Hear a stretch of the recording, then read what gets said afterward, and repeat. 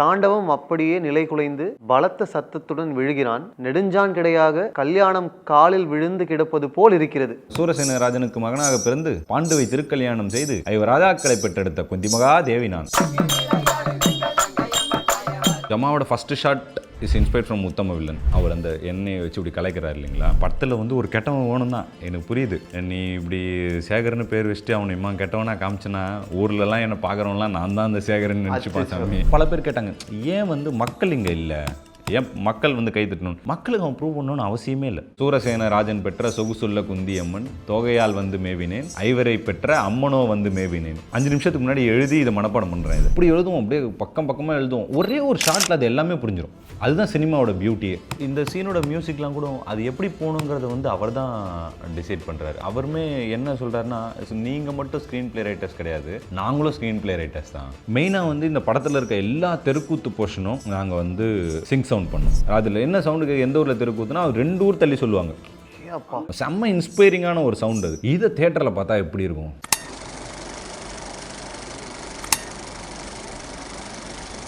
ஜமா படத்தில் நிறைய நல்ல காட்சிகள் இருந்தாலும் எனக்கு டுவர்ட்ஸ் தி கிளைமேக்ஸ் கர்ண மோட்சத்தை வச்சு நீங்கள் இந்த 2 கேரக்டருக்குமான ஆர்க்கை க்ளோஸ் பண்ணுற விதம். ஸோ உங்கள்கிட்ட 2 முக்கியமான கேரக்டர்ஸ் இருக்காங்க. அவங்க 2 பேருக்குள்ள ஒரு ஈகோ இருக்குது. அந்த ஈகோ ட்ரிவன் கிளாஷ்னால நிறைய மாற்றங்கள். இதுதான் ஜமா. அண்ட் இது ஜென்ரேஷனலாக இருக்குது. இப்போ நம்ம பார்க்குற கரண்ட் ஜென்ரேஷனில் இது ஸ்டார்ட் ஆகலை.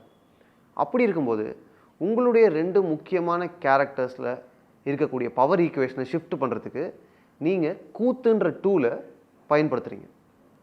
அப்போது ஒரு ரைட்டராக எப்போ பாரி இளவழகன் கர்ண மோட்சத்தை பயன்படுத்தலான்னு முடிவு பண்ணுறீங்க? ஏன்னா அதுதான் ஒன் சிங்கிள் டெசிஷன் இந்த படத்தை நெக்ஸ்ட் லெவலுக்கு கொண்டு போகுது. கிட்டத்தட்ட இது ஒரு சப்கான்ஷியஸான முடிவுன்னு தான் சொல்லணும்.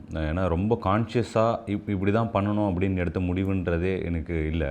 ஏன்னா இந்த படத்தை வந்து ஸ்டெப் பை ஸ்டெப்பாக எப்படி ஆடியன்ஸ் பார்க்குறாங்களோ அப்படி தான் இந்த கதையை எழுத ஆரம்பித்தது. ஏன்னா இதுதான் கிளைமேக்ஸாக இருக்க போகுது, இதுதான் மிட் பாயிண்ட்டாக இருக்க போகுது, இப்படி தான் ஸ்டார்ட் பண்ண போகிறேன் அப்படின்னு வந்து இந்த கதையை வந்து நான் ஆரம்பிக்கவே இல்லை. என்னோடய ரைட்டிங் ப்ராசஸே எப்படி இருக்குன்னா, கிட்டத்தட்ட வந்து நான் முதல்ல உட்காந்து ஒரு கேரக்டர்ஸுக்கும் ஒரு 2 பக்கம் கேரக்டரைசேஷன் எழுதுவேன். இப்போ கல்யாணத்தை பற்றி ஒரு 2 பக்கம் இருக்கும், தாண்டவம் பற்றி ஒரு 2 பக்கம் இருக்கும், இப்போ பூனையை பற்றி குடிகோவிந்தன்ற மாதிரி எல்லா கேரக்டர்ஸோட எல்லா குணாதிசயங்களும் எழுதிடுவேன். ஈவன் செகண்டரி கேரக்டர்ஸா எல்லா கேரக்டர்ஸுமே என் படத்தில் வரப்போகிற கேரக்டர்ஸ் ஃபஸ்ட் எடுத்தோன்னே கேரக்டர் ட்ரீ தான் போடுவேன் நான். இப்போ தாண்டவம் அண்ட் ஃபேமிலி, இப்போ இளவரசன் அண்ட் ஃபேமிலி, அப்புறம் கல்யாணத்தோட கிளை பிரிவு, யாரெல்லாம் கல்யாணத்தோட சைடு, அப்புறம் யாரெல்லாம் தாண்டவமோட சைடு, யார் வந்து சென்டராக இருக்கா, இந்த டெசிஷன்ஸை வந்து ஃபஸ்ட்டு எடுத்துகிட்டு எனக்கு தெளிவாய்ப்பேன். இவங்க தான் இப்போ நம்ம கிரியேட் பண்ண போகிற உலகத்தோட மாந்தர்கள். தாண்டவம் அண்ட் தாண்டவனுடைய ஃபேமிலி இப்படின்னு நீங்கள் ஒரு ஃபேமிலி ட்ரீ போட்டு வச்சுருக்கீங்க.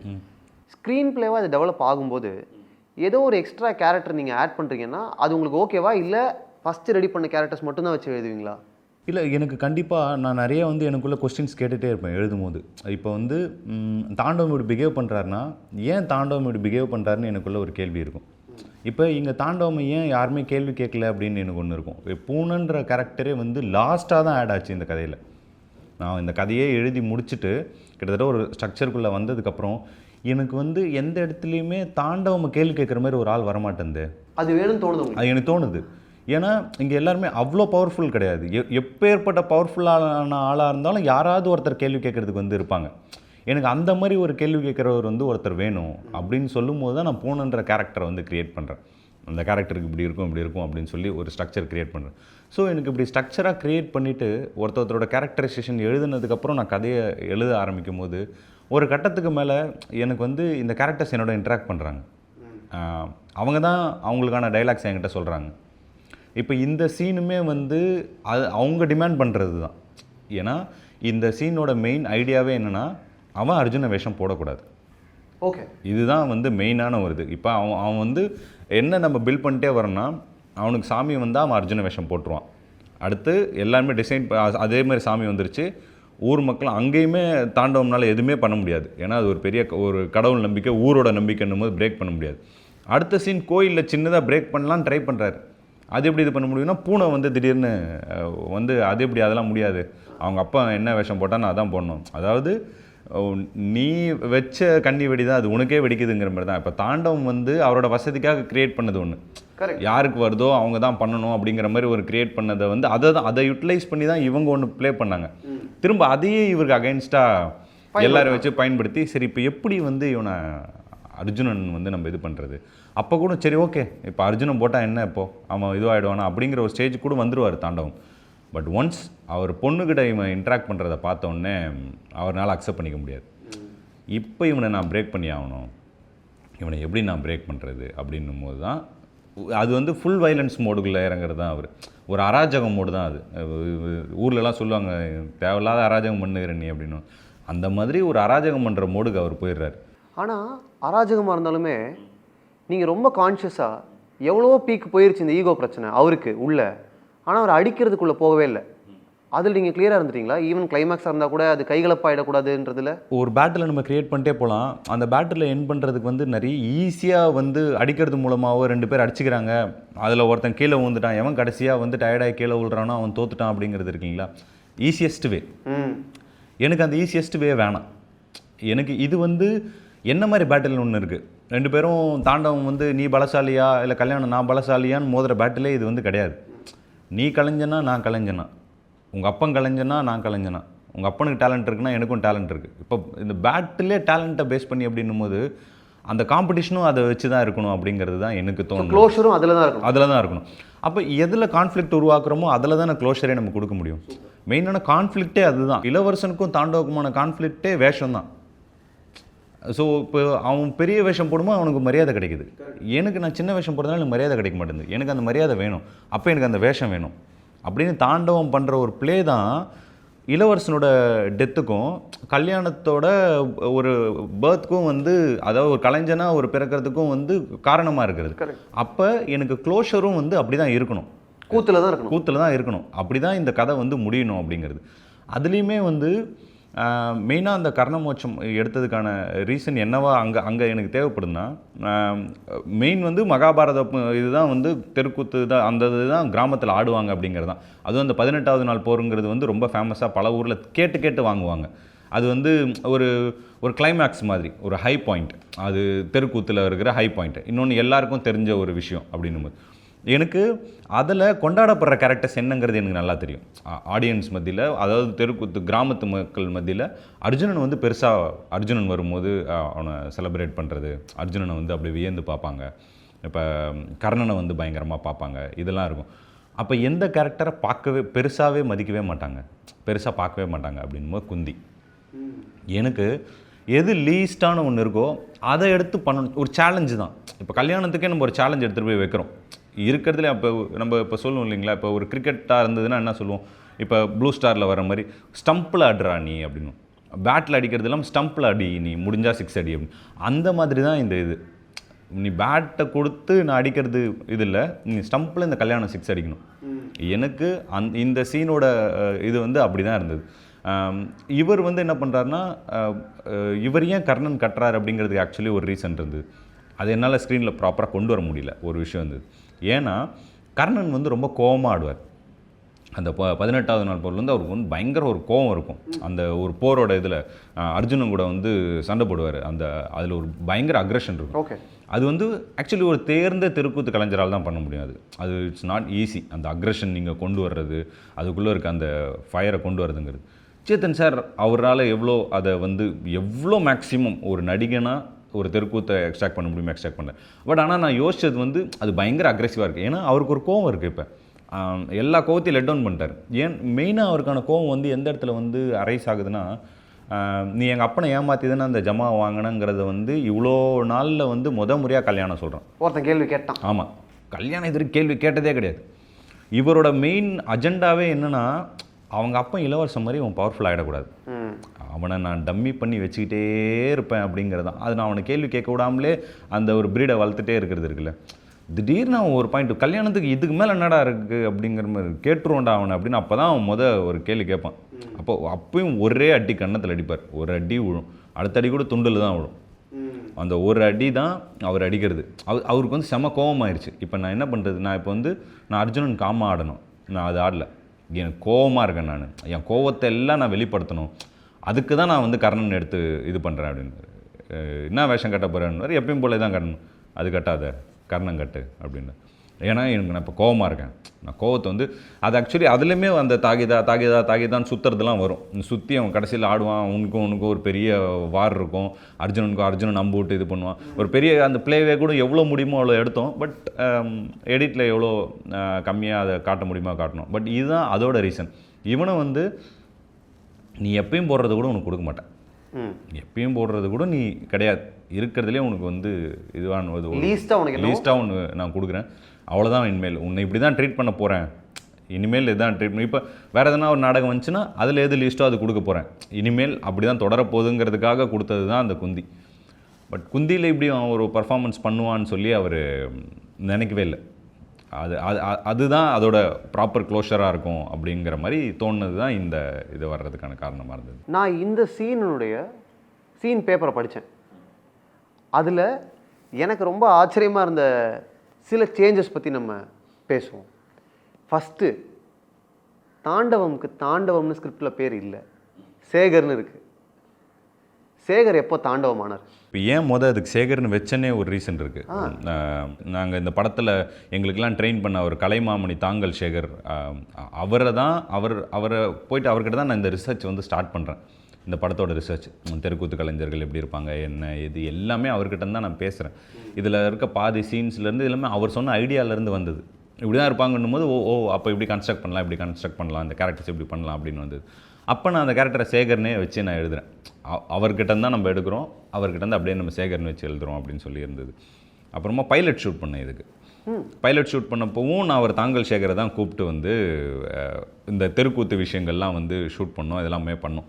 அதெல்லாம் பண்ணப்போ அப்போ வந்து இந்த ட்ரெய்லரில் கூட அந்த இது வந்திருக்கும், ட்ரெய்லரில் யூஸ் பண்ணியிருப்போம் பைலட்டில் இது பண்ணதை. அது நடுவில் வந்து அங்கே தான் வந்தான் அவங்க அப்பா தாங்கல் சேகர் அப்படின்னு சொல்லி ஒரு இது வரும். அது வந்து அந்த தாங்கல் சேகர்னு நாங்கள் சொன்னோன்னே அவர் என்கிட்ட கூப்பிட்டு ஒரே ஒரு இது மட்டும் என்கிட்ட க்யூட்டாக கேட்டார். அவர் வந்து என்ன சொன்னார், சாமி நீ படம் எடுக்கிற எல்லாம் கரெக்டு தான், நான் படத்தில் வந்து ஒரு கெட்டவன் வேணும் தான் எனக்கு புரியுது, ஆனால் நீ இப்படி சேகர்னு பேர் வச்சுட்டு அவனை இம்மா கெட்டவனா காமிச்சனா ஊர்லலாம் என்னை பார்க்குறவங்களாம் நான் தான் அந்த சேகர்னு நினச்சிப்பான் சாமி, எதனா அந்த பேர் மட்டும் மாற்ற முடியுமா அப்படின்னு கேட்டார். மாற்றலாம் பரவாயில்ல, நான் உங்கள்கிட்ட கேட்குறேன் அப்படின்னாரு. சரிங்க நான் மாற்றுறேன் அப்படின்னு சொல்லிட்டு அப்போ வந்து பைலட்டுக்கே வந்து உடனே அங்கே ஒரு பேரை சும்மா மாற்றி இது பண்ணேன். அதுக்கப்புறம் வந்து எனக்கு நான் சும்மா பைலட்டில் வந்து குப்புசாமின்னு வச்சேன், ஏதோ ஒரு அர்ஜென்சியில் வச்சுட்டேன். ஓகேங்களா? ஓகே. அப்போ தாண்டவம் வரல. பட் படமாக இது கன்வெர்ட் ஆகும்போது எனக்கு ஒரு பேர் வந்து பயங்கரமாக தேவைப்படுது அப்படின்னும் போது அப்போ தான் எனக்கு தாண்டவம்ன்ற பேர் ஒரு ஐடியா வந்தது. கிட்டத்தட்ட அந்த ஆள் எல்லாத்துலேயும் ஒரு தாண்டவம் ஆடுற மாதிரி தான், தேவையில்லாத வேலைலாம் பண்ணின்னு இருப்பார், எப்பயுமே ஒரு பொறுப்புன்னு இருப்பார், தாண்டவம் ஆடுற மாதிரியே இருப்பார் அப்படின்ற ஒரு இதில் தான் தாண்டவம்ன்ற பேர் வைக்கலாம் அப்படின்ற ஒரு ஐடியா வந்துச்சு. பட் எனக்கு அது டவுட்டாக இருந்துச்சு. என்னென்னா கலோக்கியெல்லாம் கூப்பிடும்போது எப்படி இருக்கும், சரியாக இருக்குமா, கூப்பிட்டு பார்த்துருக்கீங்க? ஆமாம், நான் நிறைய வாட்டி கூப்பிட்டு தாண்டவம் அப்படின்னா தாண்டவம் ஏன் இப்படி பண்ணுற, எல்லாருக்கும் இந்த வார்த்தை வருமா அப்படின்னு ஒரு யோசனை இருந்துகிட்டே இருந்தது. பட் எனக்கு அதை தாண்டி ஒரு பேர் பவர்ஃபுல்லாக இருக்கிற மாதிரியும் ஒரு விஷயம் தோணலை. அதனால தான் அப்புறமா சேகருங்கிறது வந்து தாண்டவமாக மாறிச்சு. இந்த சீனை தாட்டாக உங்கள் மனசுக்குள்ளே வந்துருச்சு, ஏன்னா உங்களுக்கு ஒரு ட்ரூத் இருக்குது கையில். எது? கர்ணமோட்சன்ற நாடகத்தை தெருக்கூத்து கலைஞர்கள் பல இடங்களில் திருவிழாக்களில் ரெகுலராக பர்ஃபார்ம் பண்ணுறாங்கன்ற ட்ரூத் உங்களுக்கு இருக்குது. பட் சினிமாவுக்கு இதை எழுதும்போது, ஸ்க்ரீன் பிளேவாக எழுதும்போது உங்களுக்கு என்னெல்லாம் சேலஞ்ச் இருந்துச்சு? இந்த சீனு சேலஞ்சுன்றதை விட வந்து ரொம்ப ரொம்ப என்ஜாய்மெண்ட்டாக இருந்தது. ஃபஸ்ட்டு ப்ராசஸ் வந்து அதுதான் சூப்பராக இருந்தது. ஏன்னா கன்வென்ஷனல் சீன்லேருந்து ஒரு சீனை மாற்றி பண்ணுறோம் இல்லைங்களா? எந்த விதத்தில்? இப்போ டிப்பிக்கலாக ஒரு சீன் வந்து டைலாக்ஸில் பில்ட் ஆகும், ஒரு ஃபைட்டில் பில்ட் ஆகும், இல்லை வேறு ஏதோ ஒரு விஷயத்தில் பில்ட் ஆகும். இதில் வந்து ஒரு சீனே வந்து இதில் நீங்கள் பார்த்தீங்கனாலே அதில் எந்த டைலாக்ஸுமே இப்போ எழுதும் போது இருக்காது. இப்போ அந்த குந்தி சீன் ஃபுல்லாகவே அந்த நாடகம் நடக்குது அப்படிங்கிறதா இருக்குது. இப்போ ஒரு நாடகம் நடக்குது அப்படிங்கிறத வந்து ஒரு நாடகத்தை வச்சு ஒரு விஷயத்தை நம்ம ப்ளே பண்ண போகிறோம் அப்படிங்கிற அந்த இதுவும் இவங்க எல்லாமே இந்த வேஷம் பூசி இப்போ நார்மலான கேரக்டர்ஸுங்கிறத விட இந்த இந்த இந்த கேரக்டர்ஸ் தான் இங்கே ப்ளே பண்ண போகிறாங்க. இப்போ கல்யாணம் கிடையாது குந்தி, இப்போ இவர் கிடையாது தாண்டவம் கிடையாது கர்ணன், அந்த மாதிரி இந்த கேரக்டர்ஸ் வச்சு ப்ளே பண்ண போகிறோம் அப்படிங்கிறதே வந்து ரொம்ப எக்ஸைட்டிங்கான ஒரு எலமெண்ட்டாக இருந்தது. முதல்ல தெருக்கூத்தே வந்து பயங்கர எக்ஸைட் பண்ணுச்சு. இப்போ ஒரு சில படங்கள் இருக்கும்ல, இப்போ நம்மளே பார்க்கும்போது ஒரு இப்போ உத்தம வில்லன் நீங்கள் எடுத்துக்கிட்டிங்கனாலே அதில் எக்ஸைட்டிங் பார்ட்டே அவங்க அந்த வேஷம் போடுறதும் அவர் கமல் சார் அதை கலைக்கிறதும். இப்போ ஜமாவோட first shot is inspired from Uttama Villain. அவர் அந்த எண்ணெயை வச்சு இப்படி கலைக்கிறார் இல்லைங்களா, அது வந்து எனக்கு இப்போ அதெல்லாமே ஒரு ரொம்ப எக்ஸைட்டிங்கான எலமெண்ட்ஸ் ஒரு ஃபிலிம் மேக்கராக. இந்த ஒட்டுமொத்த எலமெண்ட்டும் ஒரு சீனுக்குள்ளே வரப்போகுது. இவன் வேஷத்தை போட போகிறான், இந்த ஒரு சீனோட முடிவில் வேஷம் வந்து இப்போ ஒரு சில பேர் கலைக்கிறதுக்கு முன்னாடி ஒரு இன்சிடென்ட் நடந்துடும். பட் ஸ்டில் எல்லா கேரக்டர்ஸும் இதில் ப்ளே ஆக போகுது. அதில் ஒரு தெருக்கூத்து மியூசிக் இருக்க போகுது, தெருக்கூத்து டான்ஸ் இருக்க போகுது, தெருக்கூத்தில் எமோஷன் இருக்க போகுது, எல்லாமே தெருக்கூத்து தான் இருக்க போகுது. எதுவுமே நம்ம கிரியேட் பண்ணுறது கிடையாது. கரெக்ட். அந்த ஒரு எக்ஸைட்டிங் ஃபேக்டரே வந்து இதில் ரொம்ப பிடிச்சிருந்தது. இதில் சரியாக வந்து கேரக்டர்ஸை ட்ரிவன் பண்ணி கூப்பிட்டு போகணுங்கிறது மட்டும்தான் எனக்கு வந்து ஒரு ப்ராப்பரான சேலஞ்ச். யாரோட கேரக்டரைசேஷனும் மாறிடக்கூடாது. நான் முதல்லேருந்து என்னோட ரைட்டிங்கில் நான் வந்து ட்ரை பண்ணுறதே அதான். நான் சொன்ன மாதிரி கேரக்டர்ஸ் எழுதிட்டேன்னா நிறைய பேர் கேட்டாங்க, கல்யாணம் ஏன் கோவப்படல, கல்யாணம் ஏன் அடிக்கல அப்படின்னு கேட்டாங்க. ஏன்னா கல்யாணம் அதான் அவன் கேரக்டர், அவன் படமாட்டான். அப்படி நம்ம ஒரு கேரக்டரைசேஷன் எழுதிட்டு அதுக்கு ட்ரூவாக இருக்கும். ஃபஸ்ட்லேருந்து கடைசி வரைக்கும் அந்த கேரக்டருக்கு நான் ட்ரூவாக இருக்கேன். இப்போ தாண்டவமுக்கும் ஃபஸ்ட்லேருந்து கடைசி வரைக்கும் நான் ட்ரூவாக இருக்கேன். இந்த மாதிரி ஒரு கேரக்டர்ஸும் அவங்க மீட்டரில் இருக்காங்களாங்கிறது தான் நான் ஒரு சீன் எழுதும் போது நான் செக் பண்ணிட்டே இருப்பேன். எனக்கு வந்து ஆக்சுவலி இனிஷியலாக ஒரு 20-30 பேஜஸ் எழுதுறது தான் கஷ்டமாக இருக்குது. ஓகே. அதுக்கப்புறம் வந்து ரொம்ப ஈஸியாக இருக்குது. ரொம்ப ஈஸியாக இருக்குன்னா எப்படி சொல்கிறேன்னா, அந்த கேரக்டர்ஸ் வந்து இன்ட்ராக்ட் பண்ணுறாங்க, செம்ம ஜாலியாக இருக்குது. இப்போ தாண்டவம் என்ன பேச போகிறான்றது வந்து நம்ம யோசிக்கவே மாட்டோம். கட்ட கட்ட கட்ட கட்ட கட்ட கட்டன்னு வரும் நமக்கு டைலாக். இவன் தான் பண்ண போகிறான். இப்போ கருணா என்ன பேச போகிறான்னு டக்குன்னு வரும். இப்போ பூனை என்ன பேச போகிறான்னு டக்குன்னு வரும். ஏன்னா இதுக்கு முன்னாடி அவன் பேசிட்டான், அவன் யாருன்னு நமக்கு தெரியும். அந்த அந்த அந்த உலகத்திலே இருக்கும். உங்களுக்கு மைண்ட் செட் ஆயிடுச்சு. ஆமாம். இப்போ ஒரு ரைட்டர் ஒருத்தர் வந்து ஒரு கதை எழுதிட்டே இருந்தாராம்மா. கதை எழுதிட்டே இருக்கும்போது திடீர்னு பயங்கரமாக அழுவ ஆரம்பிச்சிட்டாராம். அவங்க ஒய்ஃப் வந்து கேட்டாங்களாம், ஏங்க அழுவுறீங்க, திடீர்னு எழுதிட்டே இருந்தீங்க, ஏன் அழுவுறீங்க அப்படின்னா, இல்லை நான் உருவாக்கின கேரக்டர் கதையில் ரொம்ப கஷ்டப்படுது, அதனால் அதை நினச்சி நான் அழுவுறேன் அப்படின்னு சொன்னாராம். கிட்டத்தட்ட அப்படி தான் இருக்குது ஒரு ரைட்டிங் ப்ராசஸ் அப்படிங்கிறது. நம்ம வந்து கல்யாணத்தை கூட இன்வெஸ்ட் பண்ணுறோம், தாண்டவத்தை பார்த்து கோவப்படுறோம், எழுதும் போதே இது எல்லாமே. அப்படி இல்லைன்னா அந்த கேரக்டரைசேஷன் வருமா அப்படிங்கிறது தெரியாது. எனக்கு சொல்கிற மாதிரி இப்போ ஸ்க்ரீன் ப்ளே, இந்த ஆடியன்ஸை என்கேஜ் பண்ணுறது, இதெல்லாம் செகண்டரின்ற மாதிரி தான், செகண்டரியாக தான் எனக்கு தாட் ப்ராசஸ் வருது. தாட் ப்ராசஸ் என்னென்னா, இந்த கேரக்டரோட கதையை சரியாக சொல்கிறோமா, அவனோட எமோஷன்ஸை சரியாக இது பண்ணுறோமா, இந்த ப்ராசஸ் வந்து ரொம்ப ஜாலியாக இருக்குது எழுதும் போது.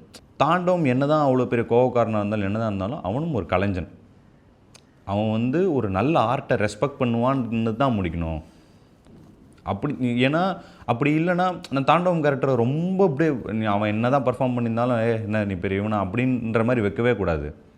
அந்த இங்கே வந்து எல்லா கேரக்டருமே ஒரு கிரே ஷேட் இருக்கணும். யாருமே வந்து பியூர் பிளாக்கும் இல்லை, பியூர் ஒயிட்டும் இல்லை அப்படிங்கிறத டிசைட் பண்ணிட்டு தான் இந்த இது வந்து எழுதணும். ஏன்னா நிஜமாக மனுஷங்க வந்து அப்படி தான் இல்லைங்களா. இங்கே யாருமே வந்து அப்படியே ஃபுல் நல்லவனும் நம்ம சொல்லிட முடியாது, அவனுக்குள்ளே ஒரு கிரே ஷேட் இருக்கும். அது மாதிரி ஃபுல் கெட்டவனு சொல்லிட முடியாது. அந்த மாதிரி தாண்டவத்தோட ஒரு நல்ல சைடை வந்து இந்த இடத்துல காமிச்சு முடிக்கணும், ஒரு ஆர்டிஸ்ட்டாக முடிக்கணும். அப்போ வந்து தாண்டவம் மேலே இருக்க கோவம்லாம் ரெஸ்பெக்டாக மாறும் எல்லாருக்குமே. அந்த க்ளோஷர் வந்து எனக்கு இருக்கணுங்கிறது வந்து நான் ரொம்ப ஸ்ட்ராங்காக இருந்தேன். எனக்கு அதுதான் இந்த சீனில் மெயினாக நான் அச்சீவ் பண்ணணும்னு நினச்சது. அவர் ஒரு வார்த்தை கூட அவர் பேச மாட்டார். ஏன்னா ஏன் பேசலை அப்படின்னா, அந்த எழுந்து வந்ததுக்கப்புறம் பேசினார்னா அவரோட கெத்து குறைஞ்சிரும். தாண்டவமாகவே சாகணும். என்னால் உன்னை பாராட்டவும் முடியல, ஆனால் பாராட்டம் இருக்கவும் முடியல, அதுக்கு என்னால் எந்த வார்த்தையும் பேச முடியல அப்படின்னு சொல்லி அந்த காலில் விழுந்து சாகிறதோடு இப்படி முடிக்கணும் அப்படிங்கிறது தான் இந்த சீனோட மெயினான யோசிச்சது. இப்போது ஒரு சூப்பராக நீங்கள் டிஸ்கிரைப் பண்ணுறீங்கல்ல, தாண்டவமாகவே இதுக்கு ஒரு க்ளோஷர் கொடுக்கணும் அப்படின்னு. பட் எழுதும்போது எதாவது பேச வைக்கலாமா, எதாவது சொல்லிடலாமா, நல்ல டைலாகோட முடிக்கலாமா, இப்படி சில தாட்ஸ் உங்களுக்கு வந்துச்சா? யோசிப்போம். இப்போ இங்கே எதனா பேசலாமா அப்படின்னும் போது ஒரு சில இடங்களில் வந்து என்ன பேசினாலும் பொய்த்து போயிடும். என்ன வேணால் என்ன டைலாக் வேணால் பேசலாம், இது பண்ணலாம். பட் எனக்கு என்னென்னா, எதனா ஒன்று பேசிட்டாருன்னு வச்சுங்களேன், பாராட்டி ஏதோ ஒரு வார்த்தை பேசிட்டாருன்னா மற்றவன் கேட்டுருவான். மற்றவன் யாருக்குமே தாண்டவமோட தாட் ப்ராசஸ் வெளிப்படக்கூடாது. அவன் வந்து திரும்ப கல்யாணத்தை என்னவா ட்ரீட் பண்ணுறானோ அப்படி தான் ட்ரீட் பண்ணணும். அவனை எல்லாம் அதை வென்றெடுக்கிறது தான் அர்ஜுனன் கிளைமேக்ஸ். சுற்றி இருக்கிறவனோட இது. ஏன்னா இப்போ தாண்டவம் போயிட்டு எல்லாரும் கூப்பிட்டு எல்லாம் இங்கே வாங்கப்பா, இவ்வளோ நாள் வந்து நான் கல்யாணத்தை வந்து இப்படிலாம் யோசிச்சிட்டேன், நான் ஒரு சிறந்த கலைஞன், நம்ம ஏதோ நான் ஒரு மொக்கையாக இருக்கணும்னு சொல்லி குந்தி கேரக்டர் நான் கொடுத்தேன், அவன் பயங்கரம் பர்ஃபார்ம் பண்ணிட்டான், இனிமேல் நீங்களும் அவனை எல்லாம் மரியாதையாக ட்ரீட் பண்ணுங்கள், நானும் மரியாதையாக ட்ரீட் பண்ண போகிறேன் அப்படின்னு சொல்லிட்டு இறந்துருந்தாருன்னா அது கிளைமேக்ஸ், அதோட படம் வந்து முடிஞ்சிடும். பட் அப்படி வேணாம். இவர் யோசித்தது வந்து தாண்டவம் வெளில சொல்லிட்டா அவர் தாண்டவமே கிடையாது. திடீர்னு பிரேக் பண்ணி உடஞ்சி நான் எல்லாத்தையும் அப்படியே மாறிட்டேன் அப்படின்னு சொன்னால் அது ஃபேக் ஆயிரும். ஸோ தாண்டவமாகவே இறந்துட்டார். இப்போ சுற்றி இருக்கிறவனுக்கு எல்லாருக்கும் வந்து தாண்டவம் குடிச்சு செத்து போயிட்டார், குடிச்சு சேர்த்து போயிட்டான்டா அந்த ஆள் அப்படின்றது தான் எல்லாருக்கும் இருந்தது. திரும்ப கல்யாணம் அவங்களுக்கு கல்யாணம் தான். அப்போ அவனோட அறிவுக்கு அவனா சொல்கிறான், நீ ஒரு ராஜபாட்டு கட்டி ஆடி இருக்கியா, உனக்கு ஆட தெரியும், அந்த கேள்விகள் வருது. ஏன்னா ஸ்டில் அவனை ஃபஸ்ட்டு சீன்லேயே சொல்லுவான், முதல் சீனில் வந்து பூனை சொல்லுவான் வந்து தாண்டவம் செத்துப்பிட்டா எல்லா ஜமாபுரெலாம் இவனுக்கு தான், அடுத்த உரிமை இவனு தான் இருக்குது அப்படின்னும். அப்போ கூட இருக்கிறவன் சொல்லுவான், தாண்டவம் செத்துப்பிட்டா மட்டும் இவனை எல்லாம் இது பண்ணுறான்னா என்ன, அப்பயும் எவனும் இவனை மதிக்க மாட்டான் அப்படின்னு சொல்லுவான் கூட இருக்கிறவன். அதுதான் ஃபஸ்ட்டு சீன்லேயே வச்சுருந்தேன் நான். அதுதான் அந்த கதையோட இது. தாண்டவம் செத்துட்டா மட்டும் எல்லாமே மாறிடுமா? மாறாது.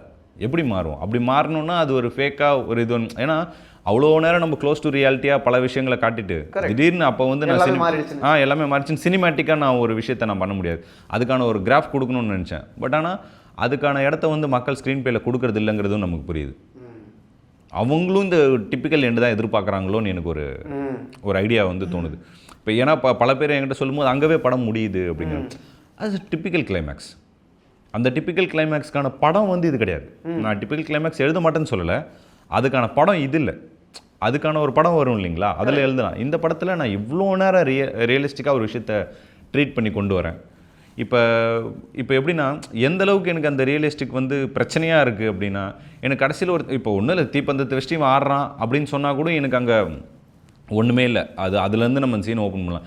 இப்போ ஏன் இங்கே தீப்பந்தம் வருது, ஏன் இப்போ இங்கே கரண்ட் இல்லையா, இந்த கரண்ட் எப்படி ஆஃப் ஆகுது, இதுக்கெல்லாம் நான் சீன் வச்சு எடுக்கிறேன். இது பண்ணு. ஏன்னா எனக்கு அந்த இப்போ நம்ம ரியாலிட்டியில் இருக்குமே, நம்ம ரியாலிட்டிக்குள்ளே தானே இதை ட்ரீட் பண்ணுறோம். திடீர்னு உடச்சிட்டு போயிட முடியாது. அவன் ஏன் ஆடுறான், ஏன் மக்கள் வரல, ஏன் இப்போ இன்னும் கூத்தே ஆரம்பிக்கல, அவன் பொருள்லாம் இப்போ தான் எடுத்து வச்சுன்னு இருக்காங்க. கிராமத்தை பொறுத்த வரைக்கும் அவர் அதான் சொல்லுவார், தட்டுற சவுண்டு கேட்டால் தான்டா வரும் அப்படின்னு. தட்டுற சவுண்டு தான் கியூ மக்களுக்கு. கிராமத்தை பொறுத்த வரைக்கும் அதான் அடிக்க ஆரம்பிச்சிட்டாங்க, கூத்து ஆரம்பிக்க போகிறாங்க, போய் இடம் போட்டுரு, இதுதான் வந்து கிராமத்தில் சொல்கிற ஒரு கியூ. அப்போ அது சொல்லும் போதே இவனோட அர்ஜுனன் இது நடந்தது. இவன் வரான், இவன் ஆடுறான், முடிக்கிறான். இதுக்கடுத்து கூத்து நடந்திருக்கலாம், நம்ம யாருக்குமே தெரியாது. ஆனால் அங்கே அவனுக்கு மற்றவங்களுடைய அக்செப்டன்ஸ் கிடைக்குது. ஆமாம் இல்லையா? ஆமாம். எனக்கு அதான் சொன்னேன். அதுலேயுமே பல பேர் கேட்டாங்க, ஏன் வந்து மக்கள் இங்கே இல்லை, ஏன் மக்கள் வந்து கை தட்டணும். மக்களுக்கு அவன் ப்ரூவ் பண்ணணும்னு அவசியமே இல்லை.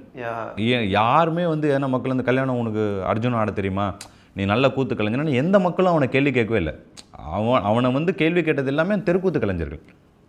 அப்போ அவனுக்கு மட்டும் அவன் ப்ரூவ் பண்ணால் போதுமே. நான் சம்மந்தமே இல்லாமல் மக்கள் முன்னாடி ஆடிட்டு இப்போ ப்ரூவ் பண்ணி இது பண்ணால் ஆமாம் இப்போ எதுக்கு இவன் ஆடுறான், இவன் கூத்து கலைஞன் தான் நமக்கு தெரியுமே, சம்மந்தமே இல்லாமல் லூஸ் மாரி ஆடின்னு இருக்கான். இது எப்படி தான் இருக்குது, ஒரு டெபியூ டைரக்டரையோ இல்லைனா ஒரு டெபியூ ஆக்டரை மக்கள் ஒத்துப்பாங்களா இல்லையான்னு உள்ளே இருக்கிறவங்க டவுட் பண்ணுற மாதிரி இருக்குது. ஆமாம் கரெக்ட்ல. மக்கள் எப்பவுமே நம்ம நல்லா பர்ஃபார்மெண்ட்டாக ஓகே தான் சொல்ல போகிறாங்க. ஆமாம், மக்களுக்கு எந்த ஜட்ஜ்மெண்ட்டும் கிடையாது. ஆமாம். இப்போ அதோட நுவான்சஸ் மக்களுக்கு தெரியாது. இப்போ நான் கல்யாணம் வேஷம் இப்போ கல்யாண கேரக்டர் பண்ணி நடிச்சிருந்தாலும் மக்களுக்கு ஒன்று தான், இப்போ வேறு எதனா பண்ணியிருந்தாலும் மக்களுக்கு ஒன்று தான். ஆனால் சினிமா மக்கள் தான் அதுக்குள்ளே இருக்கிற நுவான்சஸை வந்து பார்ப்பாங்க இல்லைங்களா. அந்த மாதிரி தெருக்கூத்து கலைஞர்கள் தான் அதுக்குள்ளே இருக்கிற நுவான்சஸை பார்த்து இது பண்ணுவான். அந்த இடத்துல மக்களை வச்சு கைத்தட்டு வச்சிருந்தா எனக்கு ஃபேக்காக இருந்திருக்கும். 1000 முறை 1,00,000 முறை பார்த்துருப்பான் அவன் ஒரு வந்து அர்ஜுனன் இந்த டான்ஸ் ஆடுறது. ஆள் தான் வேறு.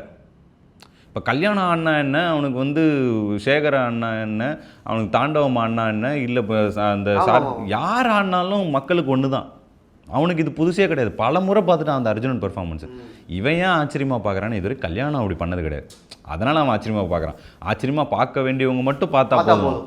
அப்படி தான் அதை வந்து ட்ரீட் பண்ணுவோம். ஸோ இந்த சீன் பேப்பர் படிக்கும்போது இதில் எனக்கு டயலாக்ஸுமே முடிஞ்ச அளவுக்கு நீங்கள் மாற்றாமல் ரீட்டைன் பண்ணியிருக்கீங்க. சில இதெல்லாம் ஆட் ஆகிருக்குன்றது வேறு. பட் இப்போது தாண்டவம் ஒரு முடிவு எடுக்கிறார், அதாவது பேப்பர் படி சேகர் ஒரு முடிவு எடுக்கிறார். என்ன முடிவு எடுக்கிறாரு, கல்யாணம் இன்றைக்கி அர்ஜுன வேஷம் கட்டக்கூடாது, அந்த முடிவை அவர் எடுக்கிறார். இதுக்கான பிரச்சனை போயிட்டுருக்கு. இதில் ப்ரைமரியாக 2 பேர் இன்வால்வ் ஆகிருக்காங்க கான்வர்சேஷனில். கல்யாணம் அப்சர்வராக நிற்கிறான், ரிசீவிங் எண்டில் இருக்கான். இந்த கான்வர்சேஷன் போயிட்டே இருக்கும்போது திடீர்னு வேற ஒரு கேரக்டர் உள்ளே வந்து சேகர் என்ன சொல்கிறாரு, அதை தாண்டவம் என்ன சொல்கிறாரு அப்படின்னா குந்தி கேரக்டர் கட்டட்டும் அப்படின்னு சொல்கிறார். அப்போது இந்த 3 பேருக்குமே சம்மந்தம் இல்லாத ஒருத்தன் உள்ளே வந்து வேற ஒரு கேரக்டர் உள்ளே வந்து அவன் எப்பவும் கட்டுற திரௌபதியாவது கட்டுமே அப்படின்னு சொல்கிறது இருக்குல்ல, அது ரொம்ப நல்ல மொமெண்ட்னு எனக்கு தோணுச்சு. ஏன்னா ஒருத்தன் அப்சர்வராக தான் இருக்கான், ஆனால் அவனுக்கு இந்த இடத்துல ஒரு வாய்ஸ் கொடுக்கணுன்றது பாரி எப்போ டிசைட் பண்ணீங்க? கருணா வர்றதுன்றதே இதில் ஒரு பெரிய டெசிஷனாக தான் இருக்குது. ஏன்னா வந்து இப்போ கிட்டத்தட்ட இவர் என்ன பண்ணுறாருன்னா, தாண்டவம் அங்கே என்ன டெசிஷன் எடுக்கிறாருன்னா, இவன் அர்ஜுன் ஆட போகிறான்னு தெரிஞ்ச உடனே அந்த கூத்தையே கலைச்சி விட்ருவோம், இன்னைக்கு கூத்தே நடக்காது அப்படின்னு சொல்லிடுறாரு. இப்போ கூத்து நடக்காதுன்றது இங்கே இருக்கிற யாருக்குமே ஒரு பிரச்சனையே கிடையாது. இப்போ உள்ள அங்கே இருக்கிற கூத்து கலைஞர்களுக்கு யாருக்குமே ஒரு பெரிய பிரச்சனையே இல்லை. கூத்து இல்லையா, ஓகே வீட்டுக்கு போயிடலாம், அவ்வளோதான். அது ஒரு சிம்பிளான ஒரு மேட்ரு தான். இங்கே யாருக்கு அது பெரிய பிரச்சனைனா கருணாக்கு தான் பெரிய பிரச்சனை. ஏன்னா ஊர் தலைவர். இப்போ அவர் வந்து அதனால தான் சொல்கிறாரு, நான் இப்போ இந்த வாட்டி கூத்து நடக்கலன்னா அடுத்த வாட்டி எலெக்ஷன் வரும்போது ஒருத்தன் வீடு வாசல்னு ஏறி ஓட்டு கேட்க முடியாது மாமா, இப்போ கூத்து நடக்கணும், அதுக்கு என்ன பண்ணணும் சொல்லு அப்படின்னோடனே, சரி நடக்கணுமா, இப்போ என் வழிக்கு எல்லாம் வந்துட்டீங்க, இப்போ என் வழிக்கு வந்துட்டீங்கல்ல, இப்போ நடக்கணும்னா நான் எதாவது பேசி ஆகணும். ஆமாம், இப்போ நான் நடக்கணும்னா எப்படி நடக்கணுங்கிறதையும் நான் தான் சொல்லுவேன். அப்போ இந்த பையன் வந்து அர்ஜுன வேஷம் கட்டக்கூடாது அப்படின்னு ஒன்று தான். அப்போ தான் பூனை ரைஸ் ஆகிறார். ஏன்னா இது பூனைக்கு தான் பயங்கர கோவம் வரும். ஏன்னா இப்போ அதுக்கு முன்னாடி சீனில் அவர் தான் வந்து அவன் அர்ஜுனன் கட்டணும், அது எப்படி முடியும், எல்லோரும் சொல்லுங்கள் பேசுங்கன்னு சொல்லி பண்ணார்.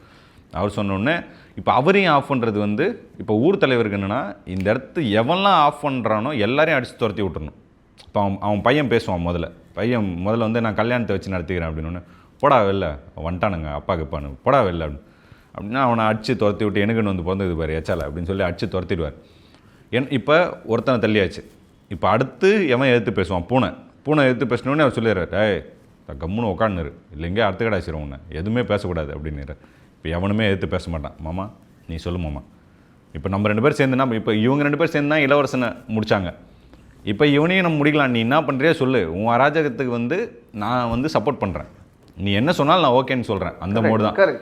அவர் சொன்னோடனே இந்த மாதிரி அவன் குந்தி தான் கட்டணுன்னொன்னே அந்த பங்கு பாண்டின்னு சொல்லி அந்த கேரக்டர், ஆக்சுவலி அந்த கேரக்டர் வந்து எப்படி டிசைன் பண்ணனா, அவன் வந்து பல இடங்களில் வந்து பாவமாக சொல்லலாம். அவனுக்கு என்னென்னா, சாப்பாட்டுக்கு ஒரு தொழிலுக்கு தாண்டவத்தை சார்ந்து தான் இருக்கிறோம், அவர் எதிர்த்து பேசவும் முடியாது. அதே சமயத்தில் ஒரு சில நேரத்தில் என் மனசாட்சி உறுத்துது, சின்னதாக உறுத்தினே இருக்குது ஏதோ ஒரு இடத்துல, என்னால் பேச முடிஞ்சது இவ்வளோவாச்சு நான் இவனுக்காக பேசிட்டு போகிறேன். அவர் பேச இல்லை வாத்தியார, அவன் திரௌபதியாச்சும் போட்டோமே அப்படின்லாம் திரும்ப சொல்ல மாட்டேன். வாத்தியார இந்த தலைவர் நீ என்ன சொல்கிறது, வாத்தியார் நீ சொல்லு வாத்தியார் அப்படின்லாம் அவர் சொல்லவே மாட்டார். கராரா இல்லை, அவர் சொல்லவே மாட்டார். ஏன்னா இது ஒரு சேஃபஸ்ட் சைடு. இப்போ நான் இவனுக்காக சப்போர்ட் பண்ணுமே, பாவமாக இருக்குது, சரி சும்மா ஒரு வார்த்தை சொல்லிவிடுவோம், நாளைக்கு சொன்னேன்னா நாளைக்கு கல்யாணம் வந்து என்னென்ன நீ ஒரு வார்த்தை கூட சொல்லி என்ன, உனக்காக தான் இன்றைக்கி நான் அங்கே பேசினேன்ல அப்படின்னு சொல்லிக்கலாமேன்னு ஒரு சேஃப்டிக்கு பண்ணுற ஆட்கள் இங்கே நிறைய பேர் இருப்பாங்க. அதாவது கவுண்டமணி சொல்லும் போது ஈயம் பூசின மாதிரியும் இருக்கணும், பூசாத மாதிரியும் இருக்கணுன்ற மாதிரி, சப்போர்ட் பண்ண மாதிரியும் இருக்கணும், பண்ணாத மாதிரியும் இருக்கணும், ஒரு சேஃபர் சைடில் இருக்க ஆட்கள். அதனால தான் நான் வந்து முதல்ல சொல்லும்போது சொன்னேன், இவங்கெல்லாம் தாண்டவம் சைடு, இவங்கெல்லாம் கல்யாணம் சைடு, நடுவில் சேஃபர் சைடுன்னு ஒரு சில பேர் இருப்பாங்க. இப்போ நீங்கள் கர்ணா எடுத்துக்கிட்டிங்கன்னா பியூர் அண்ட் பியூர் தாண்டவம் சைடு, கரெக்ட். இப்போ பூனை எடுத்துக்கிட்டிங்கன்னா பியூர் அண்ட் பியூர் கல்யாணத்தோட சைடு. இப்போ சென்டரில் இருக்கிற ஆளுங்க இருக்கிறாங்க. இப்போ பெருமாள் இந்த ஜால்ரா பெருமாளே வந்து சென்டர் தான். ஏன்னா அவன் வந்து அவனுக்கான பிளேஸை எடுத்துக்கணும்னு முடிவு பண்ணுறான். இப்போ தாண்டவம் எல்லா இடத்துலையும் எங்கே சரக்கு கேட்டாலும் அவன் நோன்னு சொல்லவே மாட்டான், சரக்குன்னு ஊற்றி கொடுத்துருவான். இப்போ அந்த இடத்துல எறா சரக்குன்னு டக்குன்னு இந்த டம்ளரோட நீட்டுவான். அவன் அந்த மாதிரி தான் பெருமாள் இருக்கான். அவன் முடிச்சதுக்கப்புறம் அவங்ககிட்ட கல்யாணத்துக்கிட்ட தான் சொல்லுவான். என்ன சொல்லுவான்னா, நம்ம வரலான்னு பார்த்தா எவனா ஒருத்தன் உள்ளே புந்துடுறானுங்க. ஏன்னா அந்த ஆளுக்கு வாத்தியார் ஆகணுங்கிறது வந்து ஒரு எண்ணம் இருந்துன்னே இருக்குது. ஒரு ஸ்டேஜாக தானே வருது. இப்போ வந்து இளவரசன் உட்காந்த இடத்துல தாண்டவம் உட்காந்தாரு, பூனை உட்காந்த இடத்துல பெருமாள் வந்து உட்காந்தான் அந்த ஃப்ளாஷ்பேக் சீனில். இப்போ அடுத்த ஹைராரிக்கே இவன் தாண்டவம் போனதுக்கப்புறம் இவன் தானே வந்து உட்காரணும்னு பார்ப்பான். திடீர்னு எங்கேயோ இல்லாத ஒரு கல்யாணத்தை அலோவ் பண்ண மாட்டான்ல. ஸோ இந்த மாதிரி விஷயங்கள் இது பண்ணும்போது அந்த பங்கு பாண்டின்ற கேரக்டர் வந்து ஒரு சேஃப்டிக்கு சொன்னது தான். இதையும் வந்து இப்போ இது எல்லாத்தையுமே கர்ணா உடச்சிருவார். கர்ணா வந்து அப்படிப்பட்ட ஒரு கேரக்டர் தான். ஊர் தலைவர், அவருக்கான ஒரு பாடி லாங்குவேஜ் இருக்கும், அவருக்கான ஒரு டைலாக் டெலிவரி இருக்கும். மற்ற யாரும் பேசவும் மாட்டான். மற்ற யாரும் இன்னும் இந்த அளவுக்கு பேசுகிற தைரியம் கூட தாண்டவம் கிட்ட யாரும் வளர்த்துக்கவே இல்லை.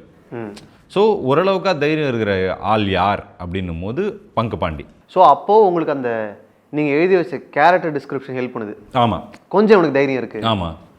இப்போ அதுதான் அந்த கேரக்டரைசேஷன் எழுதி வைக்கிறது தான் ஹெல்ப் பண்ணுது ஒட்டுமொத்தமாகவே.